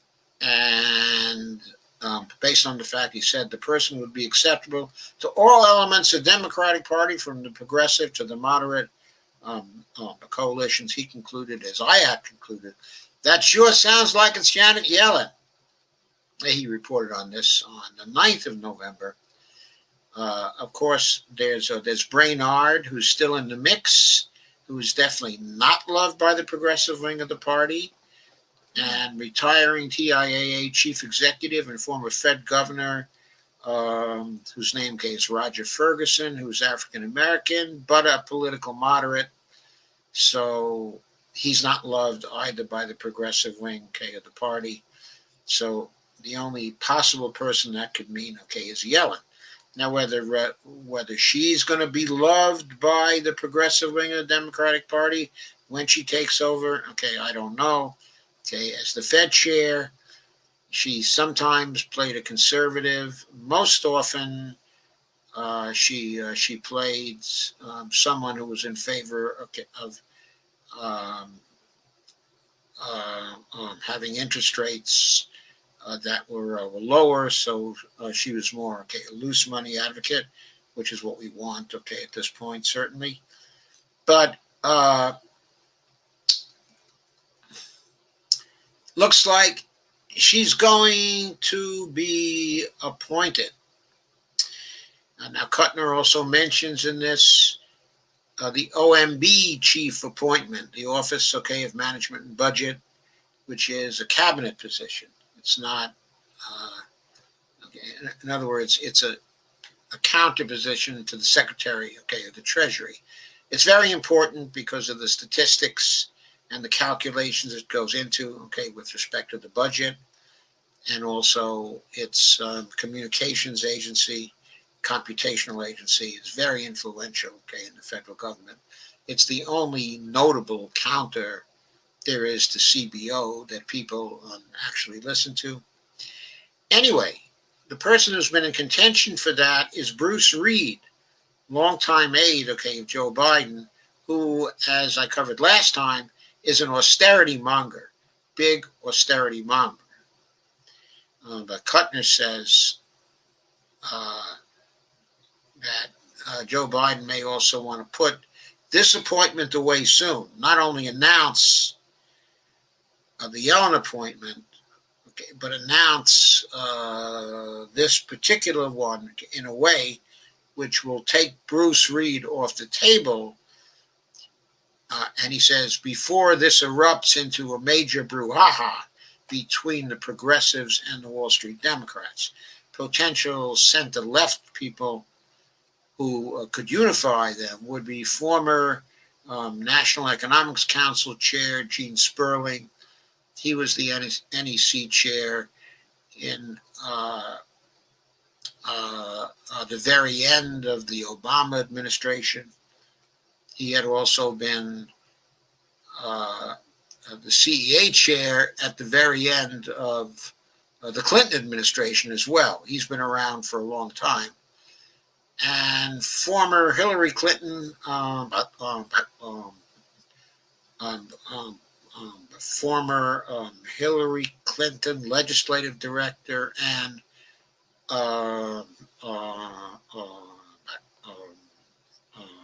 O'Leary. As far as I know, she is not a progressive. I don't know whether she would be a unifier or not. I don't think Gene Sperling, is very progressive either. He's a little to the left of where Larry Summers is, but maybe he can be talked to more because he's nowhere near as arrogant as Larry Summers is. But he's someone Larry Summers has very close contact with because he succeeded Larry Summers on 2 different occasions in 2 top-level jobs. Anyway, to end, both Nancy Pelosi and Biden himself have called for massive recovery spending.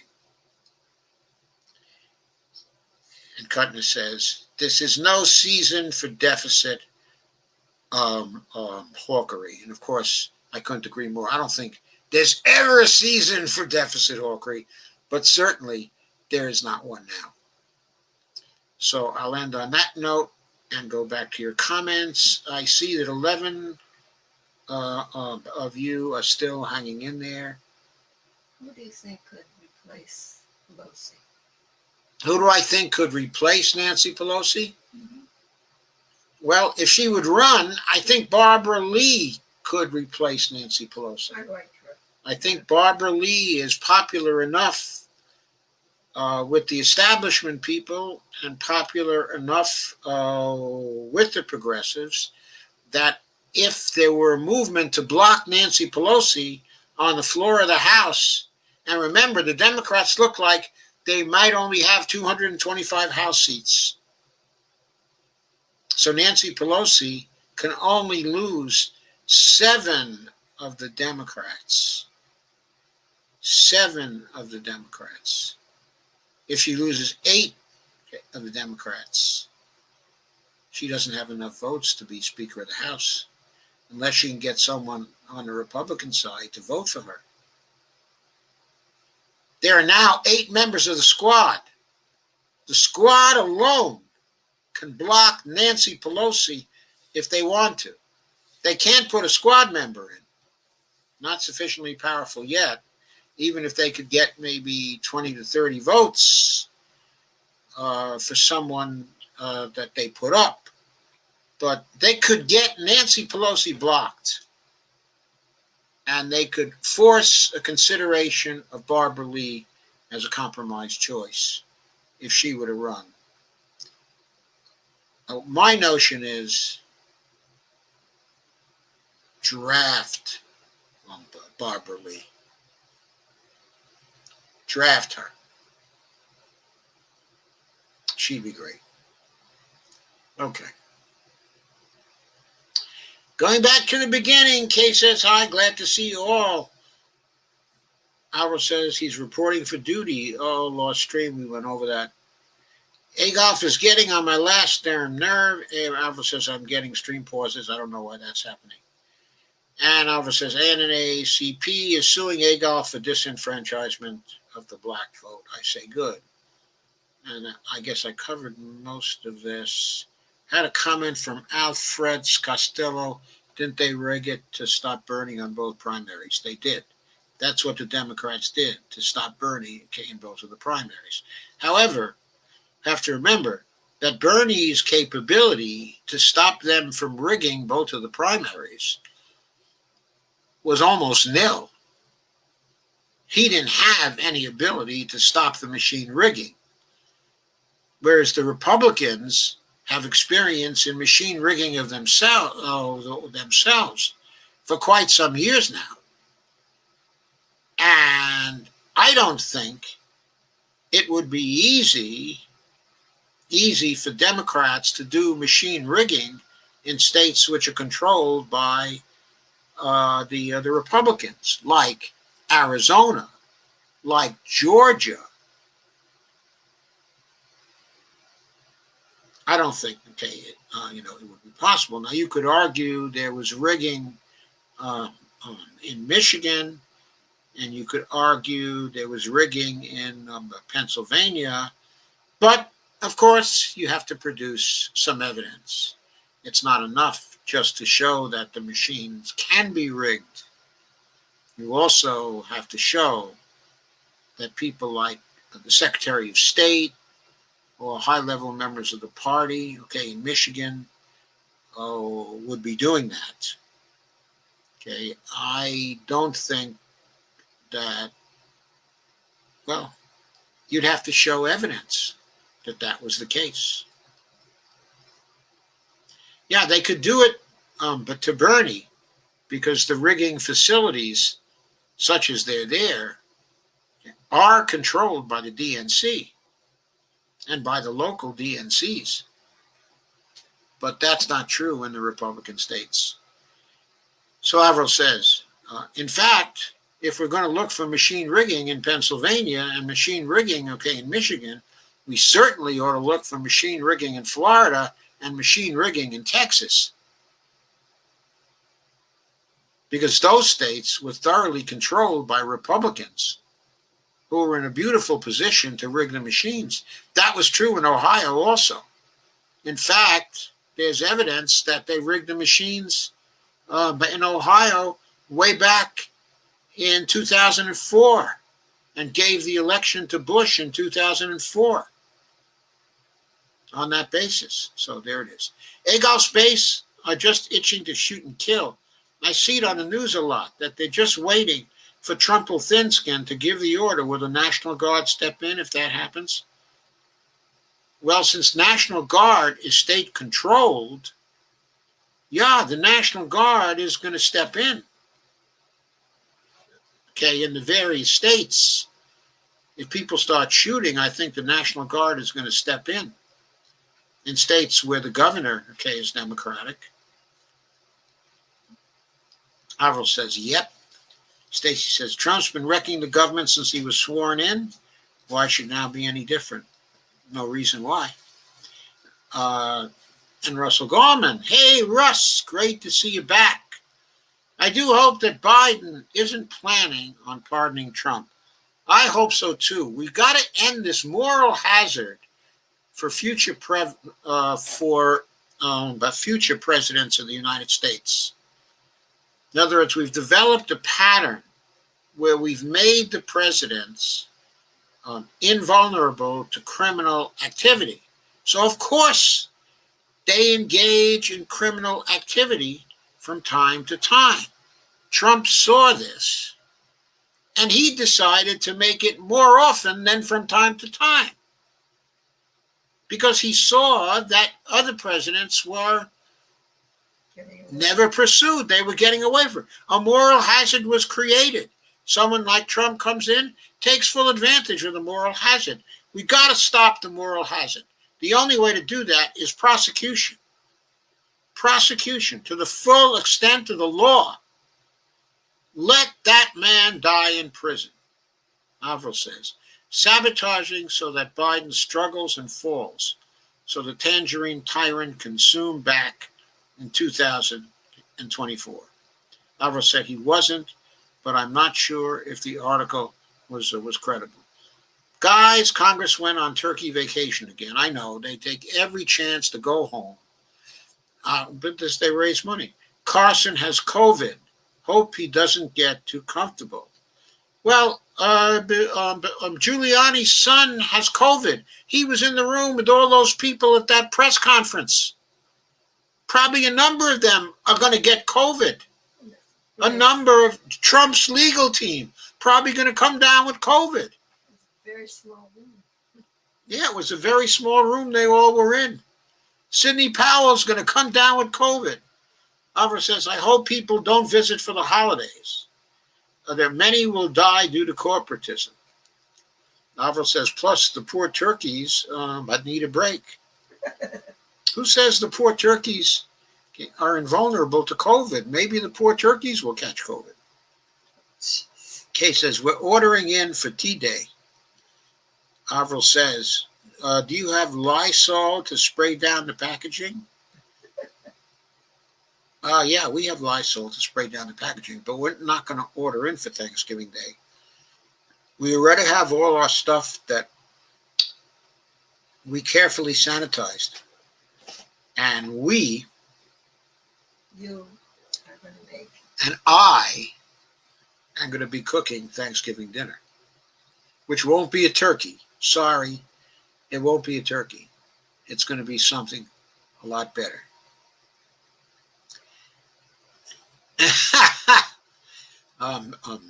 Avril says we still can't find it here. And Avril says, Cass, what a weird name. I guess it's short for Cassidy. May not be short for Cassidy.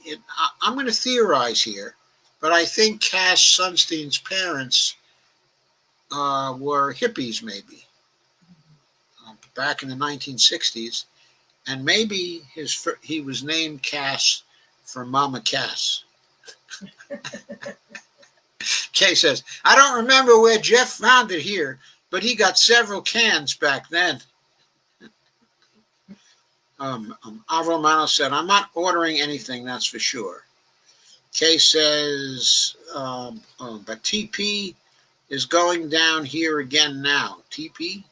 Shake my head. Alvaro says TP.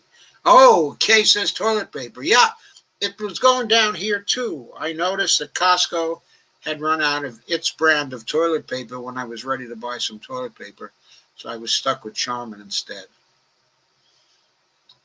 I figured I was lucky to get the Charmin. I expect when I go back there on Monday for the final little bit of shopping I have to do, that I'm going to find they're out of toilet paper, including the Charmin. But Deborah Wilson said he's not in our corner. Oh my God. Alvaro says, not with the goons he's installing. Shake my head. Alvaro says, girl, we're on shredding paper towels already. Oh my God.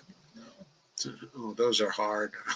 Once, but Kay says this whole pandemic is way worse clusterfuck than it should be. Yeah, it should have been eradicated inside of 2 months with a shutdown that was where people were supported in completely every way by the federal government. It would have cost less than the $2.2 trillion they passed if they had simply directed it all at people. Shut it down for 2 months. Everybody isolated, quarantined. It would have been gone to all intents and purposes. In other words, we would have had to have guarded against it coming back, and we would have had to contact trace and isolate and quarantine and all that stuff. But we could have opened up the economy. I mean, Taiwan has normal life. New Zealand has normal life. Based on all reports, China has normal life. Thailand has normal life. South Korea has normal life. All these countries have normal life with the economies running at full blast. China's economy is going to grow this year. Alvaro Mana says, and banishing Mexican South American field workers was another stupid move by Adolf. I hear produce is going sky high due to the shortage. Alvaro says we'll generally need those oranges and red bell peppers to fight COVID. Kay says, hope he listens to Forbes. Well, hope he listens to Hockett. But I will say this. Hockett has contacts inside of the administration and inside of Biden's teams. And he had contacts inside of the task forces, some of whose members have gotten on to Biden's teams. And Dolores Pierce says, hi, gang, at about 9:50. Kay says, hey, Dolores, glad to see you. Kay says, great article. Send it to Biden, Joe. Antonio Caja says, thank you, Professor Firestone, Joseph M. Firestone. That was many years ago that I was Professor Firestone. And Alvaro says, no, so many great thinkers in this country, but yet we keep getting outdated neoliberals and fascist wannabe presidents. And Antonio gives us the link to the Forbes article, which is also in my description, and a link to the article from The Week by Ryan Cooper. Kay says, send it to Biden, Antonio. Kay says, Florida's $15 an hour wage doesn't kick in until 2026. Alvaro says, Biden is half-stepping. Antonio said, what did I say of Biden since the beginning? And I am agreeing, quote-unquote. He is weak in policy, string in administration. People in government always focus on administration. Otherwise, it is all over. In the process, they tend to shed policy unless they have a good ancillary department to second them and create a policy and introduce it well to those in administration, not leave it always to the next Congress that eventually will be broken. Kay says we need single payer now. Well, we could get single payer under Section 1887A of the Social Security Act. Kay says, or is it, I'm sorry, I guess it's Section 1881A of the Social Security Act, but it was projected into the Social Security Act from the Affordable Care Act. Kay says, hoping for SS expansion, ASAP. I don't think Biden could do that himself, but what he could do is he could have a measurable effect on the annual cost of living increase for Social Security. What he could do by executive order is use the index, the cost of living for the elderly index, the CPIE. That's not the same as the chained CPI. It takes into account the real cost of food for the elderly and the real cost of medical care for the elderly, which, of course, as you know, has been going up, and incorporates that into the Social Security increases. So Biden could force Social Security increases in that way. I don't know if that was mentioned in the day one agenda by the prospect. Stacey Van Veen says Biden could do Medicare for all under a pandemic emergency. Yes, he could. Kay says, need to make Social Security untouchable by the GOP or Dems to cut it, okay, or privatize it too. Can't do that without more progressives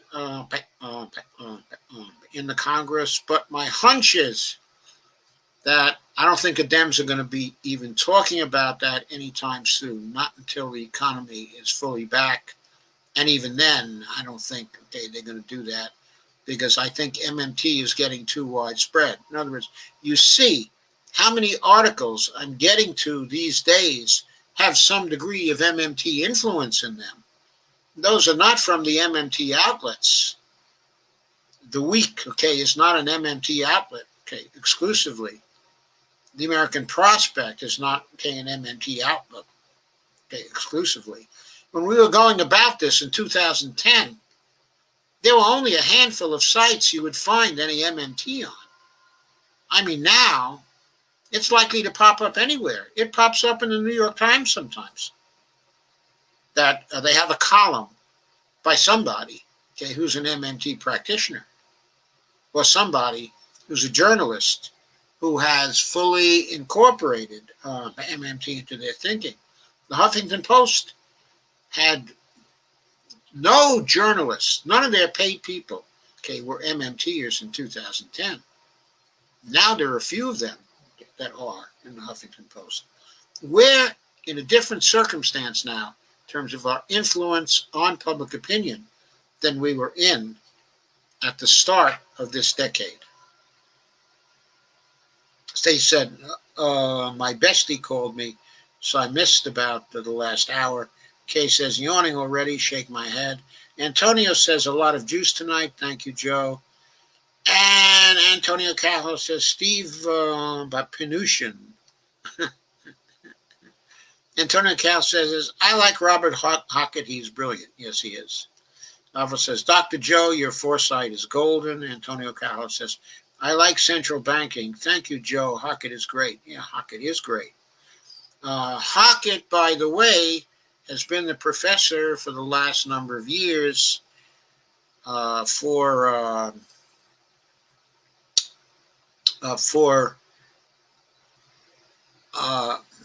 when Rowan Gray was in law school, his professor, was Hockett. Chairperson, his committee, whatever they have, was Hockett.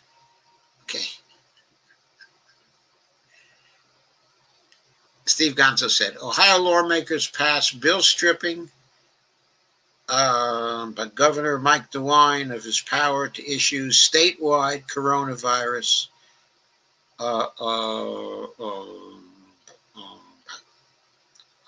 coronavirus orders. Question, Steve Gonzo, did they have enough of a majority to sustain a veto? Because I'm sure DeWine can veto that if he wants to. Avril says, saw that. Shake my head. Kay says, Steve Gonzo, I hate Ohio. Unfortunately, Kay, you have to live there. Antonio Calhoun says, I think there is the need of longer-term bonds, longer maturities to stabilize Social Securities and pension funds. Social Securities have nothing to do with pension funds here, okay, in the United States. Nothing to do with private pension funds. Nothing to do with any bonds stabilizing Social Security. Social Security has the equivalent of what, okay, Treasury bonds. They're guaranteed by the Treasury, and they're not actually bonds. It's just an accounting record, okay, in Social Security. What's added to the accounting record each year is what's paid into Social Security, the amount that's paid into Social Security, plus the interest that was earned on that account. Okay? But that account is not a bank account. It's literally an electronic account. Okay. It doesn't exist, okay, in any bank. Okay? It doesn't exist, okay, in any real fund. There's no real money there. There's just a guarantee by the Treasury and a guarantee by the Constitution, which is, by the way, more stable than any pension funds. Anyway, more. But Robert Hockett says, thank you, brother. Oh, Robert, you're here. Well, thank you very much. Those were two great pieces. I was happy to cover them tonight. They were two great pieces. I thought they were wonderful. Antonio says, it is not flattery. I really like your teachings and thoughts. You are essential. That was a good article. Okay. I also like a lot your talks on macro and cheese, for example. Stacy says, the Fed could have hired people to do the work or spread the Fed, but they didn't. Kay says, this country is such a corrupt mess. I wonder if it will ever be fixed. Have my doubts since we don't have Bernie. Stacy Van Veen says, but Nancy's sticking skills are on the wane, though. Yes, they are. If we could get some resistance from the progressives, we'd have her out of there now. Antonio says, he gives another link to Robert's article on the Invest America plan. Avril says, that's right. Bonnie is the official Sandman. Make it brief time to cut it short. And Antonio Calhoun says, he gives a link to sure looks like it's Yellen for the Treasury. Steve says, I prefer brouhaha. And brew, he spells, quote, B-R-E-W, unquote, haha. Yeah, me too. We're probably going to have some brouhaha tomorrow. And Stacy Van Veen says, oh, God, they're all horrible. Stacy says,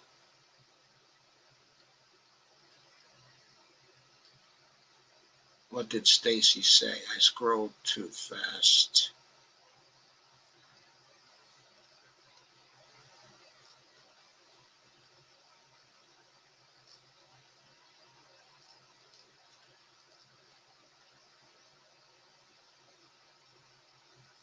And Stacy Van Veen says, oh, God, they're all horrible. Stacy Van Veen says, Larry Summers should go off somewhere and die. Well, actually, quite a few people died in part because of the policies that were advocated by Larry Summers. Especially Larry Summers was one of the major opponents, of Medicare for All inside, of the Obama administration. By my calculation, between 2010 and 2016, that failure to pass H.R. 676 cost 376,000 American lives. Now, then that's not entirely on him, because many other people, including Obama, are also against that in that particular administration. Antonio Calhoun gives a link to Barbara Lee, in Wikipedia. Alvaro says Satan rejects them. Antonio says, thank you, Bonnie Firestone, for staying with us. Kay says, we all love you, Bonnie Firestone. Thank you. Bonnie says, thank you. Antonio says, I was here watching this again It explains well the hacking paradigm. If people say everything is already rigged with the DNC, no, imagine. And Steve says, Doc, you should do a show on the Georgia Senate, on the Georgia Senate runoff races. Most of us, including me, don't know enough about them. Our fate hangs in the balance. And the Republican senator with the Rona in his 80s. Yeah, that's Chuck Grassley. Chuck Grassley has the Rona right now. He does. And he's 87 years old. And he has the Rona because he was around the Senate when some of his colleagues insisted on not wearing masks. I don't really remember whether he even wore a mask, but certainly his colleagues did not. And Sherrod Brown, by the way, last week asked one of them to put on masks, and he got back, "You can't tell me what to do. You can't tell me what to do. I'll infect anyone I want to." Well, he didn't say I'll infect anyone I want to, but he might have as well have. Antonio says Perdue is good. He will be hard to beat. By ratcheted or not, I don't know. Ossoff is a green. He'll need a lot of charm, okay, and anointing. If he wins, he needs the right team. I don't know how aggressive a green that Ossoff is. He's certainly not a Medicare for All person. He's not a Bernie Democrat. He's a Biden Democrat. And he's talked fiscal responsibility a lot of the time. He's been concerned about, reducing the debt, okay, and the deficit. Okay. I think that Ossoff can beat him. The main thing is getting turnout in Georgia for these two elections. If the turnout comes from young people, the same turnout, okay, they got for the presidential election, both men have a good chance, okay, of winning. They would have a far better chance if they had been running on Medicare for All and the Green New Deal. Even in Georgia, Medicare for All is popular. Even in Georgia. But they're running as Biden Democrats. So they don't say Medicare for All. Anyway, okay, I'll do a show on that at some point. Stacy Van Veen says, no turkey. Spam then. Stacy says, Cass is a freak. And Steve says, can dogs get COVID? And Kay says, yes, they can, Steve. And Tony says, Joseph M. Firestone, make it lobster. Lobster is also a good celebration. Grilled, for example, to go with the season and the fire. Sorry, Antonio, I'm not able to grill things anymore. I have to follow an anti-cancer diet. That means I don't get to grill stuff. However, we are going to have a bouillabaisse for Thanksgiving dinner, which I'm going to cook. And the bouillabaisse is going to have a lot of seafood in it. And I got an incredibly good deal. Unfortunately, it's not on live lobster, but I got an incredibly good deal on frozen lobsters here. We have a German supermarket here known, as Lidl, which has come to America, and has become an American supermarket here. And they were selling 2 lobsters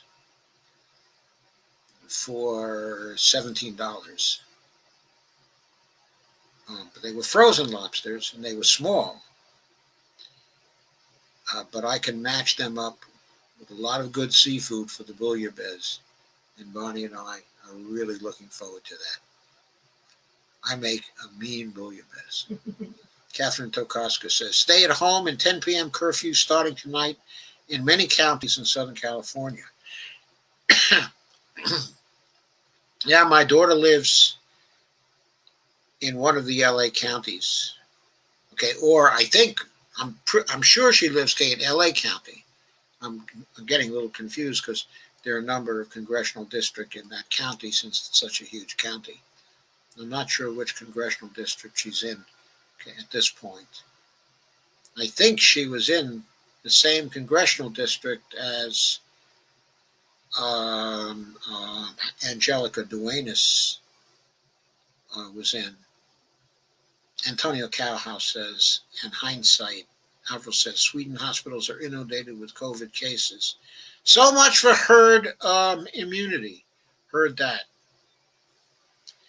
And Avril says, I did share the last in-depth, to Jayapal's page.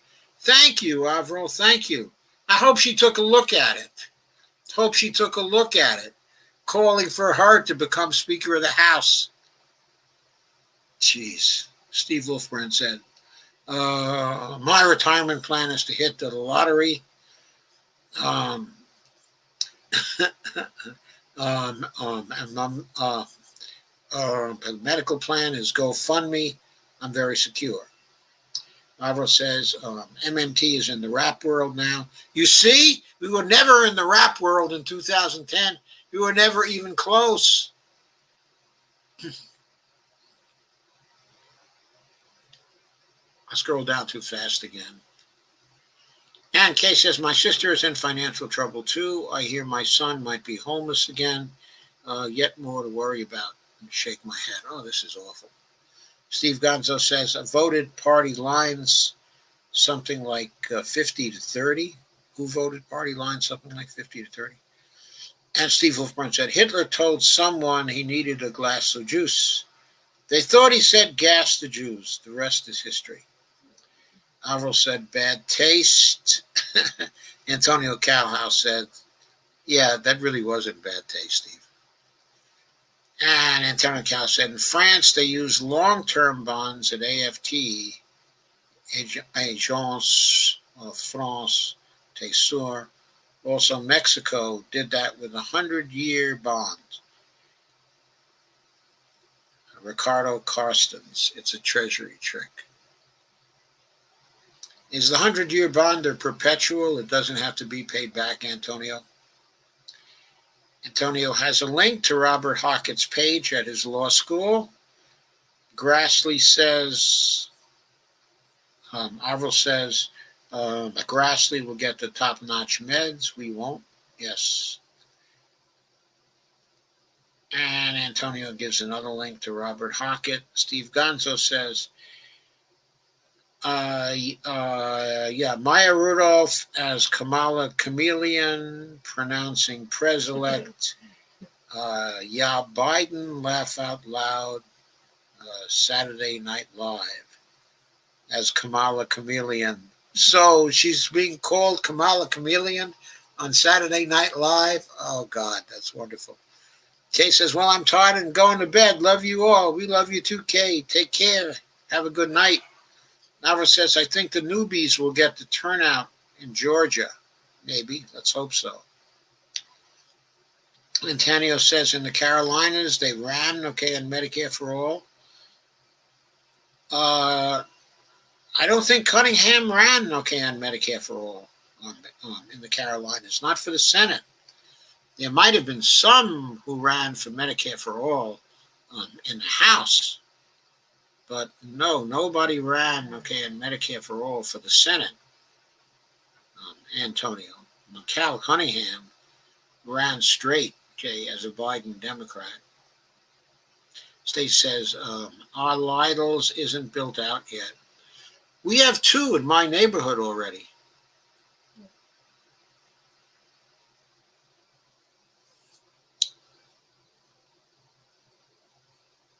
Harold says, Lidl rocks. We shop there, in Germany. Yeah, it's pretty good, but we have a combination, We go there for certain things, sometimes occasionally. We also go to Costco and to Trader Joe's because we have some things we really like, from Trader Joe's. The majority of our grocery shopping in terms of money spent is probably, at Trader Joe's. And Lidl is probably third. We call it that little Lidl. Yeah, and we also, we refer to it as Lidl because we're not sure how to pronounce it. Alvaro says, but prices are better than Aldi's. Okay, if you can believe that. I can believe it because we go to Aldi's too. Okay, occasionally there are certain breads that we like to get. Okay, at Aldi's, and we also find the coffee. Very Okay, cheap. is a little cheaper, and it's good coffee. So we also get that. Okay, at Aldi's. Okay, but we like the German bread. Okay, at Aldi that they import, and they also have a seeded bread that we like very much there. Antonio says, we have Lidl and the other one Aldi, but the Portuguese here are better. Continente, Pingo Doce, and Jumbo. Jumbo is also in Brazil. Uh, uh, Lidl and Aldi here, not so strong. Well, if you got better markets, that's great. There must be great markets in Portugal then.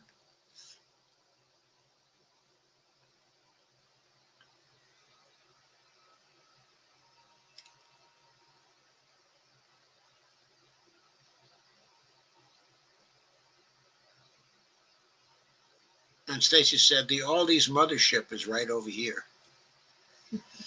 Yeah, we have two Aldis in our area too.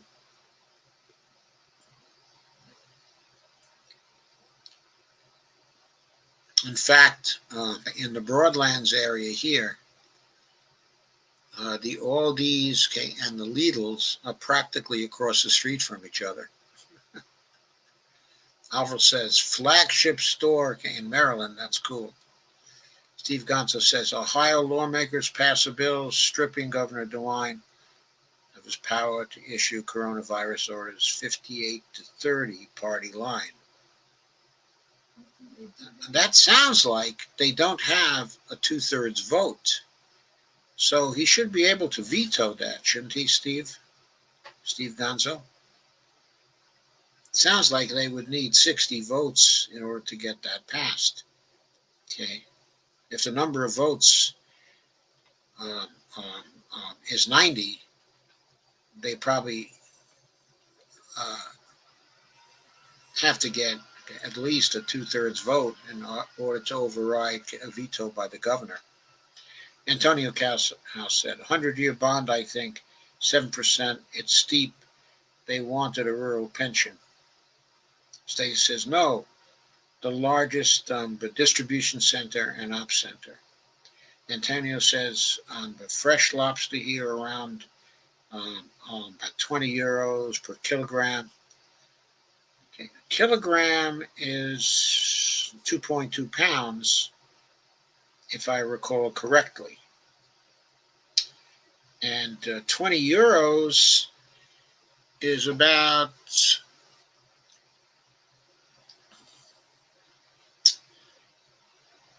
okay, it's probably now about $25, isn't it? So it's $25 a kilogram. So the fresh lobster is maybe $10 a pound. $10 a pound for lobster is much less expensive than it is here. Avro says Trader Joe's is too expensive. Not for what we buy, Avro. In other words, we buy only certain things, okay, at Trader Joe's. There are certain products we can get only at Trader Joe's. For example, they sell, okay, some Argentinian red shrimp, which is absolutely delicious. And it's only $10 a pound. And that's just about the best price for large shrimp that we can find around here. It's a very good price. Ice cream. And they also have some coconut chocolate ice cream, which is vegan ice cream. It's not, real ice cream. Okay, in other words, it's vegan ice cream, but it's on our diet, so we can eat it, and we love it. Stace says, I shop at the Weiss mostly. I think they must have a Weiss somewhere here. I know they once had a Weiss here, but it wasn't actually near me, so I only went once or twice. They haven't expanded much here in this area. Okay, Virginia. Antonio says, fine grocery style. Steve says, you all depressing me with the good food talk, as I'm wondering if you can boil chicken broth to make my ramen noodles. I don't know. I suspect that you should be able to if you get the right kind of noodles. If you get the ramen noodles dry, then you certainly can boil them in chicken broth, I think. And Steve Gonzo said, but laugh out loud that DeWine said he'd veto. Yeah. Antonio Calao said, the Portuguese strong in fish. Everything frozen from the Pacific, from India, okay, and Atlantic, even from Alaska. Yes, I know Portugal is very strong in fish and the contacts all over the world. Costco actually treats their people pretty well. Miguel Zuniga, okay, a local activist, has worked for them for decades. Good medical and decent pay. Yeah, Miguel Zuniga, who ran for Congress in 2018. Right? Right. I interviewed Miguel a couple of times. I was doing a lot of interviewing of candidates for Congress then. Which store do you like to buy your wine from, Dr. Joe Bonney? Well, we like to buy wine from Trader Joe's, which sells wine for $2.99. It's a little cheaper at Lidl and a little cheaper, okay, at Aldi. But we like at Trader Joe's $3 Chuck, it's called. In other words, we like the quality and the taste of that. We think it's a little better. And since it's something like $2.89 at the Aldi, okay, and the Lidl, we'll pay the extra dime for the $3 Chuck. Stacy says in Virginia you can buy wine in the grocery store. Yes, you can. And you can only buy alcohol, hard liquor, so called, okay, after dinner drinks in the ABC store. It's called the ABC store. They're all over the place. Laura says, oh, I wish I could eat shrimp, okay, but it gives me gout. Well, we don't eat very much shrimp. We usually eat shrimp maybe once every 3 weeks. Okay, you see, we only eat meat for dinner maybe twice a week. And the rest of the time, okay, it's vegan. So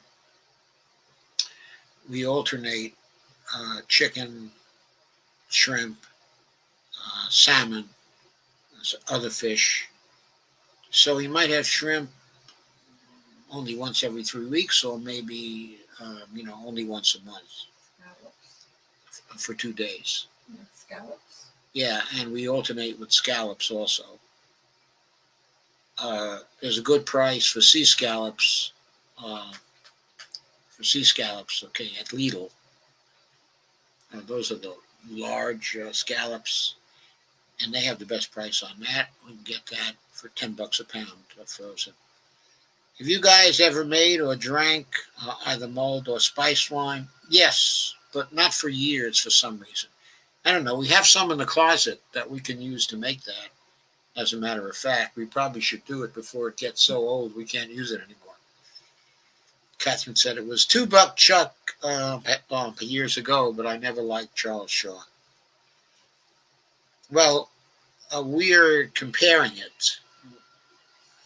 I was comparing it to the Lidl wine, house wine, okay, and the Aldi house wine. And compared to those, we do like it better. Steve says, even though I hate Wally World. What is Wally World? What's that? Stacy says scallops are my favorite. Yeah, we like scallops an awful lot. Okay, I generally make that with a coconut cream sauce. It comes out great. It's really great. So that excursion into culinary adventures and other things, Catherine says toilet paper shortages again. Yeah, I'm afraid there are. So I'm going to say good night and thank you all for coming. I'm shocked. I've still got 17 people here. Antonio says, but depends on the lobster. There are some more expensive, but 40 euros. Oh, are those the very large lobsters? Yeah, the large, okay, and meaty ones. Yeah. And states some of the Eastern Bloc wines are really good, okay, and really cheap. Yeah, I think the Hungarian wine can be very good, right? Hungarian red wines, they can be very good. Oh, Dolores says, Wally World is Walmart. Yeah. We don't go to Walmart for much. Yeah, maybe some makeup. Yes, right. Or some things like that. Some reading glasses that are cheap. Hairspray for Bonnie. Steve says, yeah, Miguel Zuniga just had surgery and was very happy with his Costco medical coverage, but remains devoted to Medicare for all for people less fortunate. Yes. Yeah, Miguel knows the score. I know he just had a surgery based on his Facebook page. He seems to be pretty comfortable now and glad he got the surgery after the fact. I know he had considerable degree of anxiety about it. And Dolores says, thank you and good night all. Antonio says, the 100-year bond 7% guy. Thank you for the link, Antonio. Arvel says, good night with hugs. Steve Gonzo says, QAnon, hashtag MAGA morons have already started attacking Kamala, saying she's a blood-sucking Moloch worshipping lizard clone. Surely they jest. Surely they jest. Catherine says, dollar store has cheap glasses. Yes, the glasses I have on now are dollar store reading glasses. So thank you, Catherine. Yes, we take advantage, of dollar store reading glasses too. And Steve says, good night, people. And Jan Johnson Taylor says, Steve, you are frightened a little boy. Oh, Who is Jan Johnson Taylor or Jan Johnson Taylor? Are you a Jan Johnson Taylor? Are you a Jan Jansen Taylor? Or are you a Jan Johnson Taylor? Steve Wolfbrand said, stop calling me Shirley. Who's calling you Shirley? Who's calling you Shirley, Steve? I'm not seeing that. Anyway, good night, folks. Have a great night. Thanks for coming.